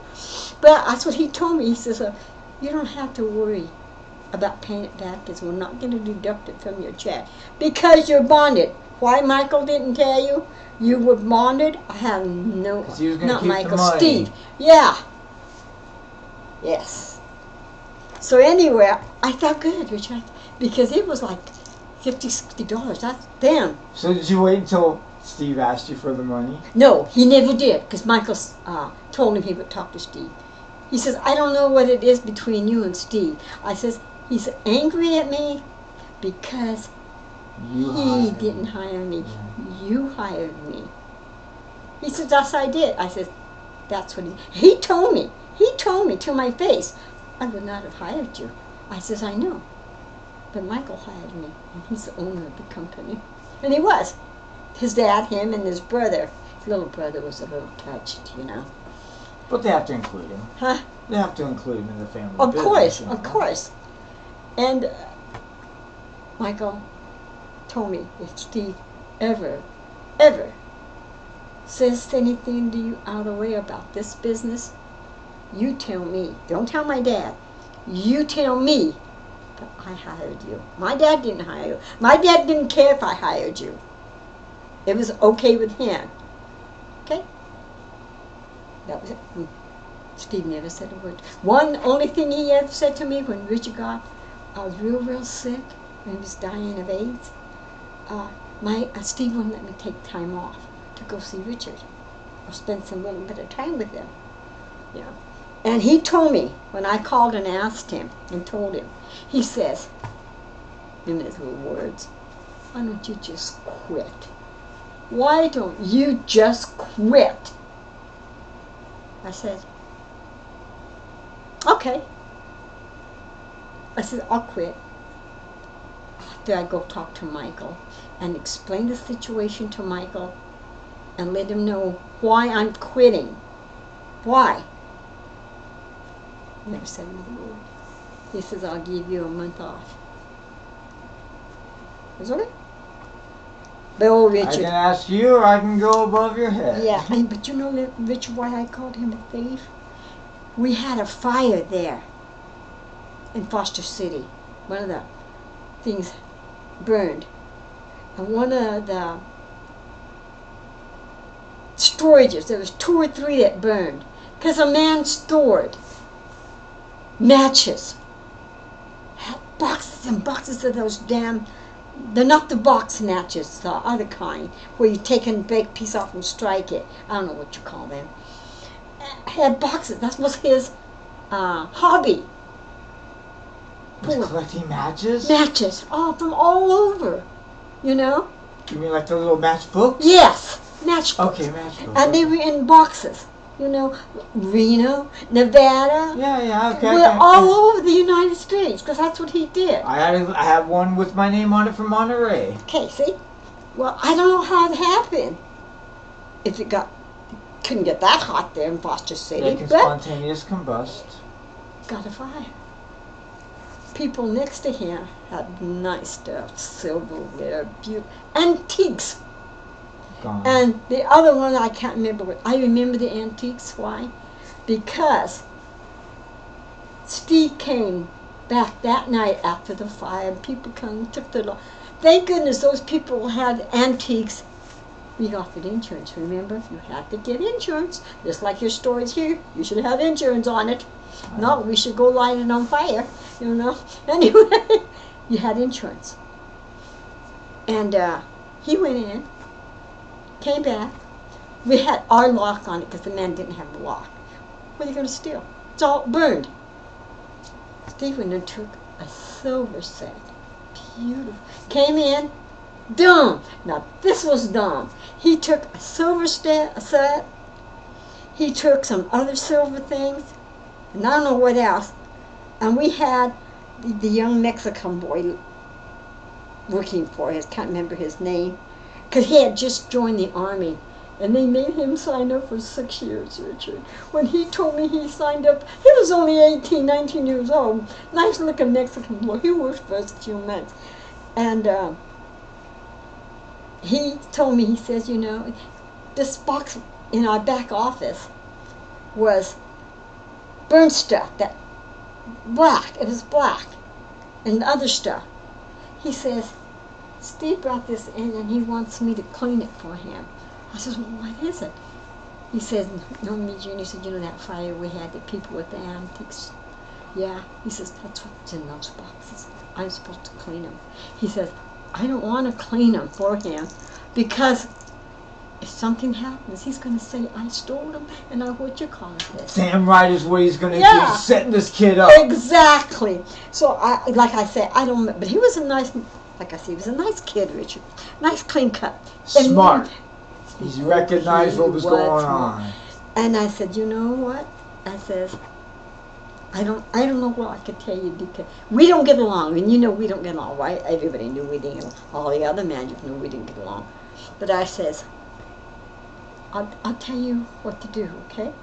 He says, why don't you call Michael up and tell him that while you were out making your runs, you found the door open because it had our lock. You found the door open. And this stuff, you found it by the thing and you brought it in because you knew it was expensive stuff. And he'll come look at it and whatever. He said, we did, Richard, that's what we did. He called Michael. Michael came out that evening, not real evening, but afternoon like now, you know. And we told him what happened. Look, we found this here. Yeah, he says, I was making my rounds and I found this. He says, I know it's expensive because it comes from, he says, they cut our lock. And I don't know what's missing, but this was, we probably caught him. Steve, Michael says, when did this happen? He says, just last night. We had the fire yesterday. This happened last night. Okay. He took his stuff. He put it back inside the storage. Shut the door down. Michael did. Yeah. And he hooked those disc locks. Mm-hmm. Didn't use our locks.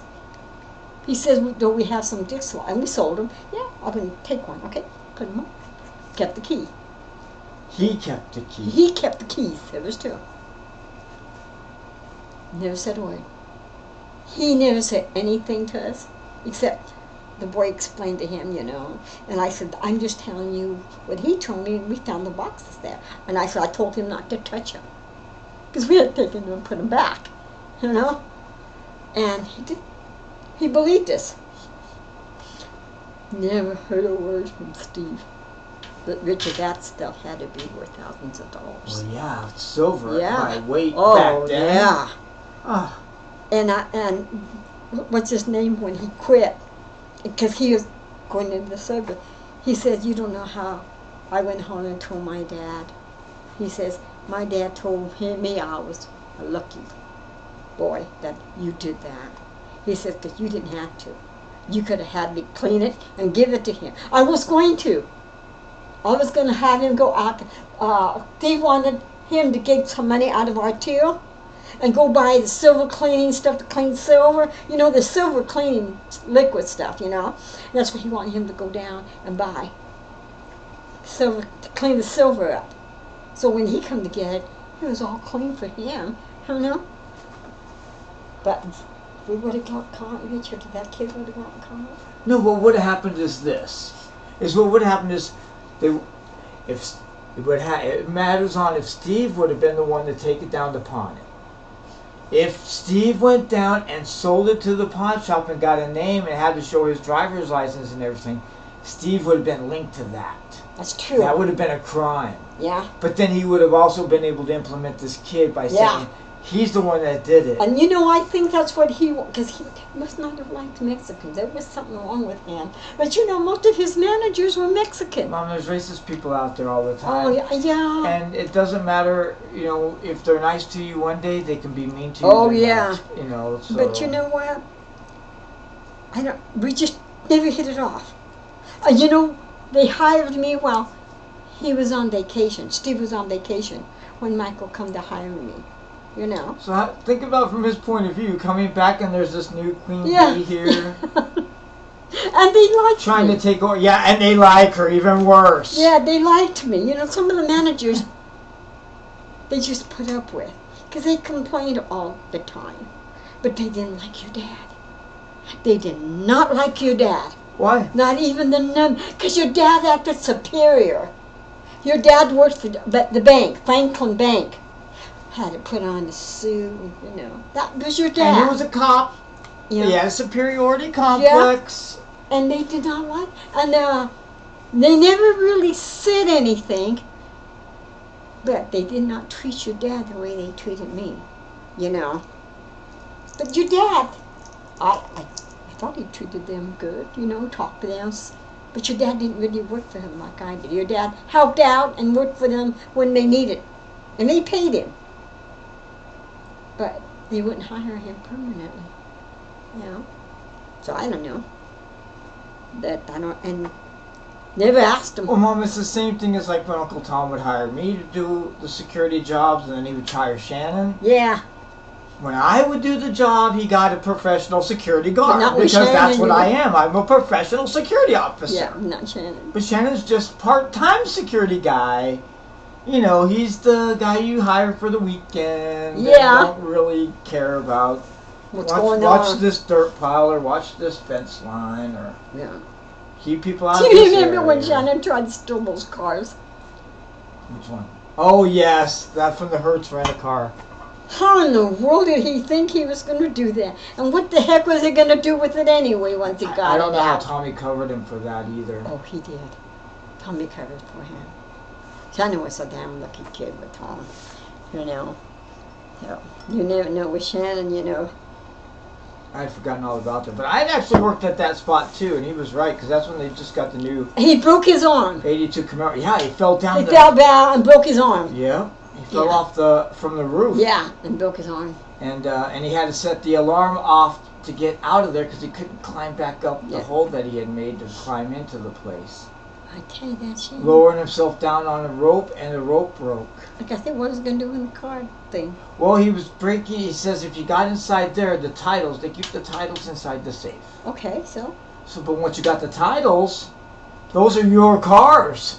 Those are your What? titles. You get those registered in your name, and that title. And you could do that? Oh yeah, oh yeah. We could have forged a signature and sold those titles from whoever it was from those guys to him, I didn't know that. and sold them. Where did and he get those ideas?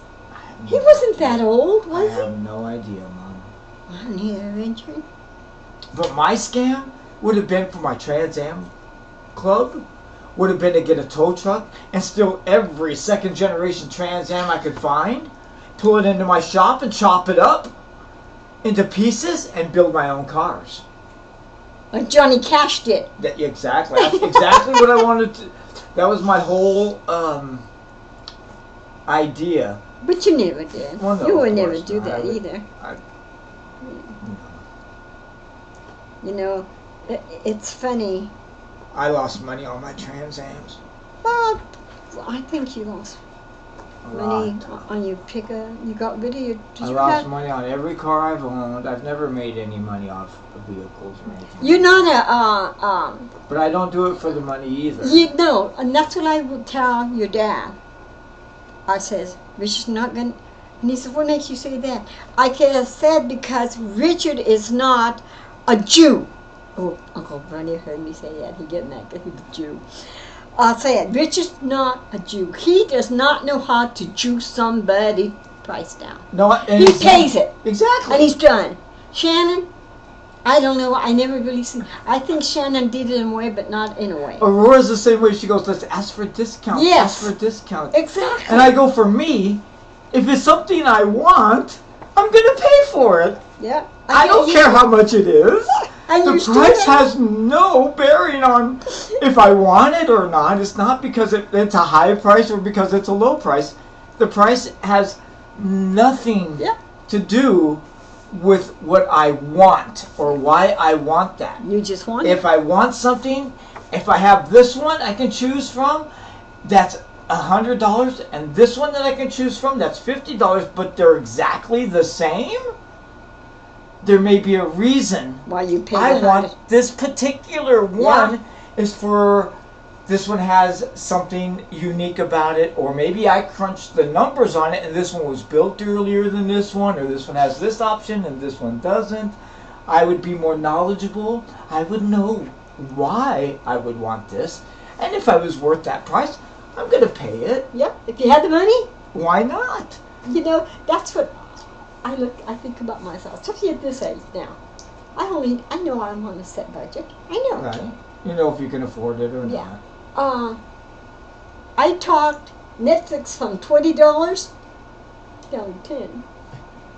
Okay. I still have Netflix in my bedroom. They told me I wouldn't have Netflix in my bedroom, but I do. Right. And once you got an account, you can get it anywhere. And my Cox internet. Oh yeah, you got your $50, huh? I went from $70, $25, Richard's all I pay. Bid I pay $24.99. Nice. Okay. And my electric, I still have a $20 discount. But that's because I can't keep that. I'll have to get my internet somewhere else if I can, because that $70 a month, with being on the, I can't do it. I'm so sorry. Well, let me see what I could do to help you. If you Well, they could don't just, want to lose a customer. no, You know if what I I mean? could get you off this, would you see what we could work out? I said, yeah, just, well, hold on. Give me a number to call. I call a number. They work with me. I got it. I may not have it I may just have it for 5, 6, 7 months, but at least I got that for right now. Yeah, exactly. You'll cross that road when it comes. Yeah, the SRP, they gave it to me for another year, Nice. you know. So I think, you know what, Richard? It saves me a little bit of money now that we're raising my rent $50. That money that I saved on the internet pays for the increase in my rent. There you go. So I kind of like break even with that. And I was going to go, and I looked at some apartments. I found some for $800 month. That's what I'm paying here. I saw some for $600. And you know how they give you the virtual tour? Virtual tour is not like the apartment looks like. I know this. I've done this for a living. I know what they do. Right. And I thought, you know what? So you find one for $750 or $700. You're going to move all that stuff, or have Richard and Chris move all that stuff or whatever? Yeah. I ain't going to do it. I am not going to do that. And I wouldn't ask you to do it, and I would not ask Chris to do it. Well, personally, I don't want you farther away. No, and that was another thing. I didn't want to move clear across town. Yeah, know? I don't want you farther away. Yeah, and that's we what I wouldn't thought. be able to do things like this. Mm-hmm. You know. And I thought, well. Or if something happened and you don't answer your phone on the third or fourth time, You I have to call go you. over I there. have to call you. I have to go And over. then It's I just thought, right there. Stephanie's got a nice 5-bedroom house. Maybe I could talk her into letting me rent a room. But your daughter's too messy. Have you seen her house? But she might let you in. No, her house isn't that bad. No, it's not really. But Richard, she's not that messy. Her room may be messy. I look at things like or her this. work area, but her living space, the kitchen, and oh, that's that's really different nice. kinds of stuff. Yeah, she got a nice house, but you know, and I know she lets her friends pay rent. You would cramp her style, Mom. Yes. I'm sorry to say. Well, not only that, Richard is. And I think about this even with you. I wouldn't want to move in with you in a roller bed. No, and I'll tell you why. I watch TV till I feel like I'm tired and it's time to go to bed. It could be I can go home today, watch TV till 2 or 3, 4 in the morning, which I did this morning, and then I go to sleep. I don't have to get up for anybody. Exactly. I ate. I made me hamburger hamper. They're not really good. And I had hamburger hopper at 3 o'clock this morning.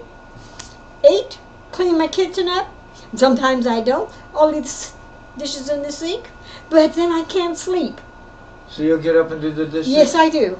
I get up, wash them, dry them, put them away. Cleaned out my refrigerator this morning, And I couldn't do that if I lived with you and Aurora. I couldn't get up at 3 or 4 in the morning, fix myself to eat, fix myself some eggs, fried potato, and that's what I do. I fry potatoes, cream corn, sometimes eggs. You'd be able to do that if you were in your own room. Why not? Couldn't you come outside and just do it? No. Why not? I don't even live in all my apartment. I live in my bedroom, except I don't eat in my bedroom. I don't like to eat in my bedroom. I'll sit in the sofa because it hurts my back. Even though, and that rocking chair I bought, I put pillows, and I'm fine with the rock. I'll sit there sometimes and eat in my bedroom. So you need a new couch. In the rocking chair, yeah. Anyway, and I think, mate, with what you pay here, you and Aurora, and me, and maybe even Benny, we could all get a nice big 5-bedroom house, and I'll live in it. And we could have a pool, a front yard, yeah, but you would still have to pay the $800, so. Yeah, and so what am I losing? Paying. No. And I don't want to live with anybody. I like being Exactly. by myself. And that's what Linda gets mad about. She says, well, I hope you're happy being by yourself. Because, she said, now you're happy that Dick's on and you're living by yourself. I'm not happy that your dad's gone. No. But I'm happy being by myself now. I accepted it, Richard. You have to, Mom. What are you supposed to do? Exactly. I don't want to move in with Linda or Tanny or anybody. I like how I'm doing here. I'm close to you. I'm close to Aurora and the mom, the sister, the daughters, and everybody. I like that now. I didn't at first. I hated it. But it's okay. I don't care anymore. I'm happy. I don't have to say, Richard, I'm going to go do this. Richard, I'm going over here. Richard, I go. I don't have to ask you. No, exactly. That's why I asked you, where did you go today? Or yeah. You When don't it's need hot my like this. permission to go. I'm just asking where you're going. I know. And I like that, Richard. I like going to. I don't make my bed if I don't have to. Like now, because it's so hot, and my bed's so heavy. I put a sheet over it because it's cool. And I lay down in just my panties and bra, and I watch TV all day. It's cool. I just put the fan on me like this, and the other little fan, coats the breezes. I don't even have to turn on. I turn the air conditioner on for a half hour. Whole house is cool. Stays cool for hours. Then when it gets too hot, I do it again. So I figure I couldn't do that if I lived here, with you all, It'd be too cold for you, to be honest. Aurora keeps it too cold in here for me. I know. That's why I keep this. I have sweatshirts in there. I'll put on a sweatshirt. Richard did not make it electric. Oh yeah. But You want to know my reason about all this and them? I don't worry about money, Mom. Yeah, I can't. Not anymore, Richard. Whatever we have extra, she spends at the casino. I know. Well, I would too, Richard, if I probably... No, I would not. I had 90... We can't save any money or budget anything. Yeah. Now, see, I don't want to budget. I don't do anything. Like now I have exactly $105. Yeah, something like that. But everything's paid. My bill's paid. I got groceries. Everything's paid. I would like to get on the bus and go to the casino. But then when I think, damn, if I do that, I might lose it. So I don't go. I thought of going early in the morning, but I don't want to. And the heat, I would only get off across the street. The bus leaves me off right across the street. But I just don't want to go, Richard. I have no desire to go. So I don't go. Well, it's up to you, Mom. You know. Well, that's what I think. Like I tell you, I think to myself, I don't have to ask Richard to do this. I don't have to ask Richard if I can do that. I'm my own person. I pay my own bills. If I need help, I'll ask him. But I don't ask him because I don't need help. I manage to budget my money. I understand. You know. But I do admit, oh, Richard, I got too carried away when I went with Aurora and her mom with the money. Because I even had you take money out of my account and put it.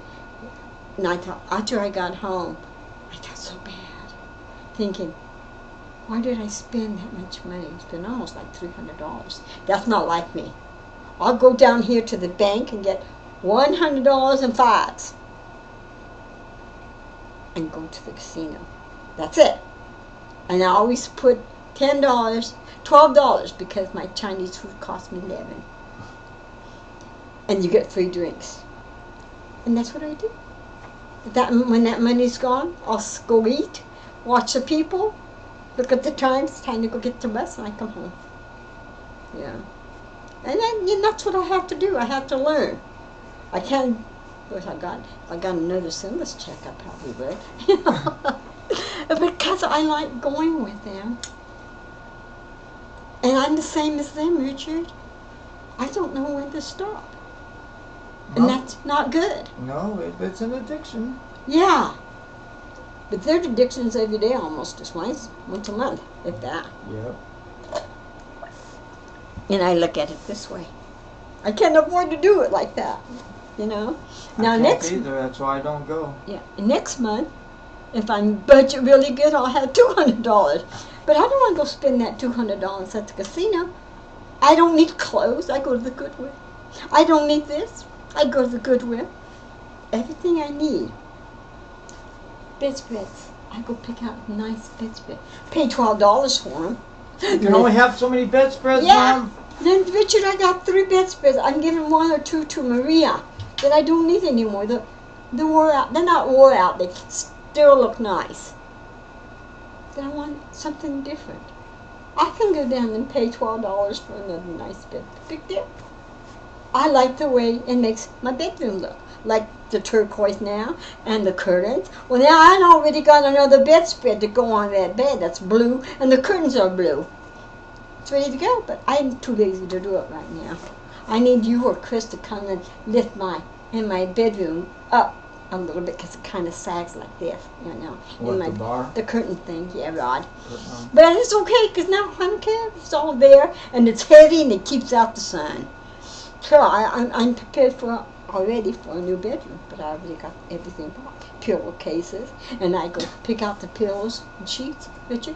They're so soft, and that's what I look for. You can find stiff ones. I like soft. Take them home. Take them over here, wash them in hot bleach water or cold if they're colored. And they're so soft. Nice, put them in. All the is now I gotta find pillowcases for these. Or I'll buy some new pillows. That's what I should do. Buy new square ones. I got 3 there that I don't want. I'm gonna give to Maria when I see her. We go through pillows like that quite often. Do you? I like it for my...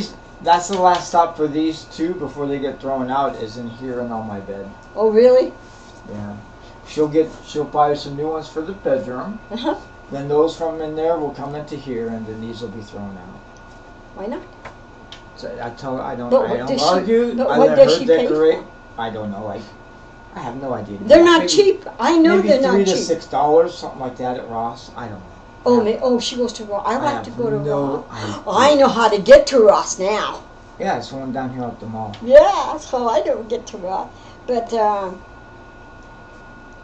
I got your dad's, I tried 3 times. The big one, this big, this thick. And Richard is so heavy. And I was, I brought it to the dumpster twice on my chair. I cannot pull it. So I looked it up and see what's it worth.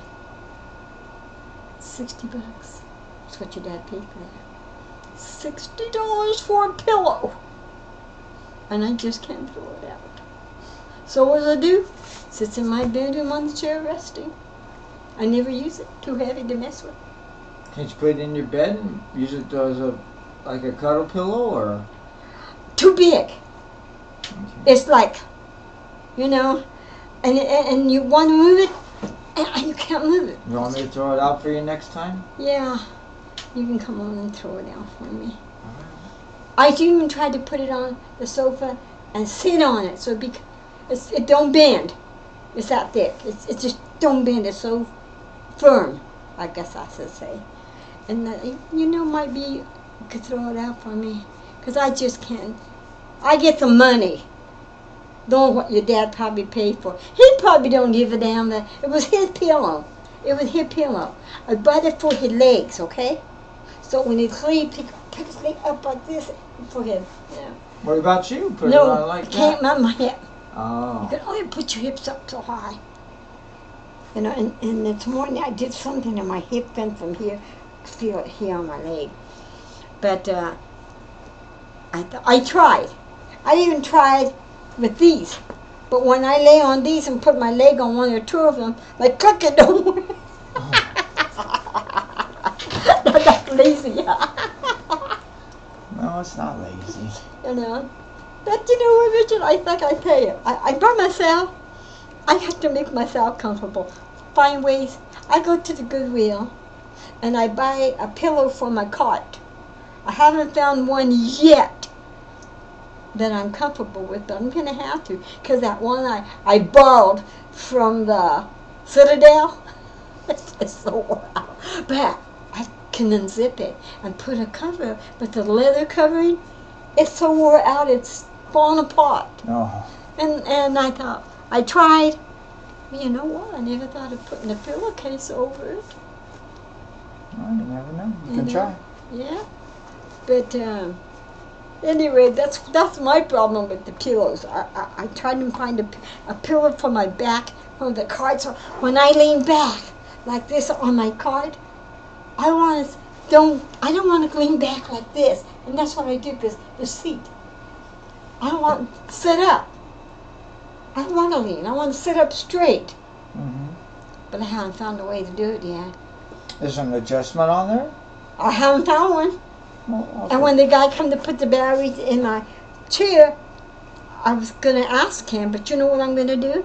I'm going to call them tomorrow and tell them what it would cost for me to get extra charged batteries.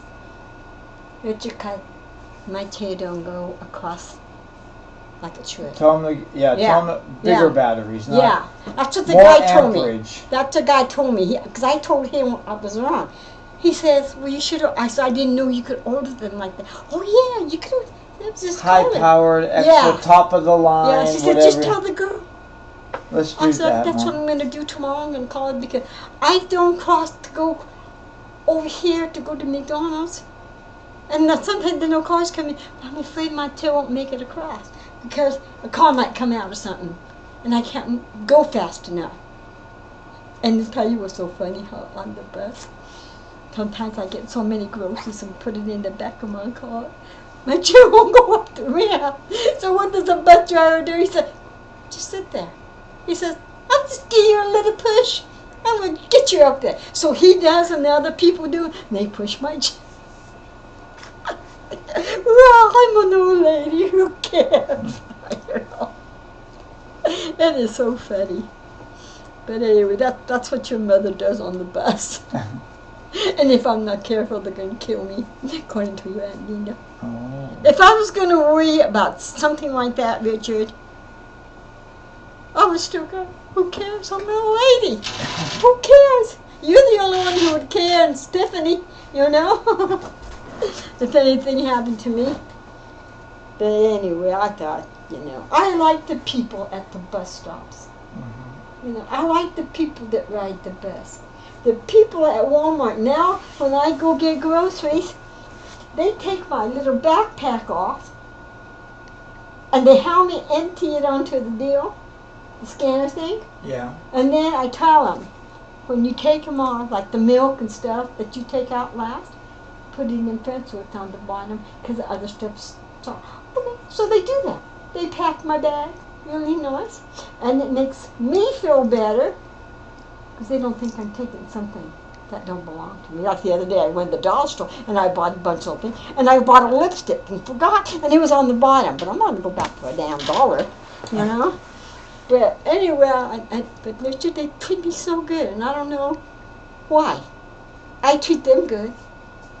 I go in. Hi, how you doing? Oh, good morning. How's your morning going? Oh, good. How's yours? I said, I'm just glad to be out of that heat in the cool with you. And and they like that and their name tags, I always call them by their names. Yeah. And I tell them, like this one girl, I couldn't pronounce her name, and I told her, you know what? I says, I'm going to call you honey. Okay? I said, that's because I don't want to keep mispronouncing your name. Is that okay? Why don't you ask her? She does, but I can't remember her name. It's a funny name. That's just like because I can't always remember. And they're my grandsons, and I can't remember. So rather than do that, and sometimes I get the same person. If I go back in a few days, she's there again, So I just told her, I don't know how to pronounce her name. The Indian girls or whatever, they got funny names. I can't pronounce some of them. So I just kind of, okay, babe, hon. I said, but I tell them, that's why. So they don't think, I don't know, Mom. They can still consider that offensive. I know, but I'm an old lady, so they don't care. They help me unpack my bag, pack it up. I go give her the ticket, and she said, we don't need to see your ticket. Okay, put it away, go home. They have never asked to see my ticket. You know how you check your basket. They don't do that. I've seen them do some of them. Yeah. Blow the baskets. And Food City does not have chairs that I've seen so far. And I go to food. So I go by the cashier stand and I get the bags, or my bag, and I tell them, I'm going to shop and I'm going to put the things I buy, because my bag is too small. I say, so I'm going to put everything in here, and then I'll come here and we'll check out and everything. She says, no problem. I said, okay, no problem. They do the same thing. They empty my bag and they help me put it back. Why not? Yeah. That way I feel better too. I'm going to go next time and buy me when I get paid. And it isn't because I don't have the money. I got the money. But there's certain times when I feel like the menudo, I buy the menudo in a cup this big. They make good menudo. And if you're real polite, they give you extra menudo meat. Do you ask for extra menudo? I do. I tell her, I said, can I have a little more of the menudo meat? And she says, you mean the tripe? I said, yeah, can I have something to try? And then I pretend that I don't speak any Spanish. I don't know how you pronounce this. And explain, like the empanadas. I don't know what empanadas are. And and they, oh, you tortellini, I said, well, can I try one? Yeah. She says, they're only 79 cents. I says, give me one. I said, I'll take it home. She says, put it in the microwave, warm it up, and eat it. I said, okay. I know what to do with it. But they don't know. They think I'm some white girl that don't know nothing. Exactly. So it's okay. It's okay. The same thing when I buy the big noodles that I get from Rosa sometimes. When I go in there, I go count how many deals they have. Last time they had only 4, so I took 3. And I ask them, the girls in the meat department, or the guys that were there. I go ask for them. And I said, we got company. Yeah. Let's end your video. Oh yeah, we talked about everything, but you guys, I'm so sorry. But you listened to us. 2 hours and 39 seconds. Is that all? 3 hours. Almost. Yeah, child. Hey guys, how's my guys doing? Hey guys.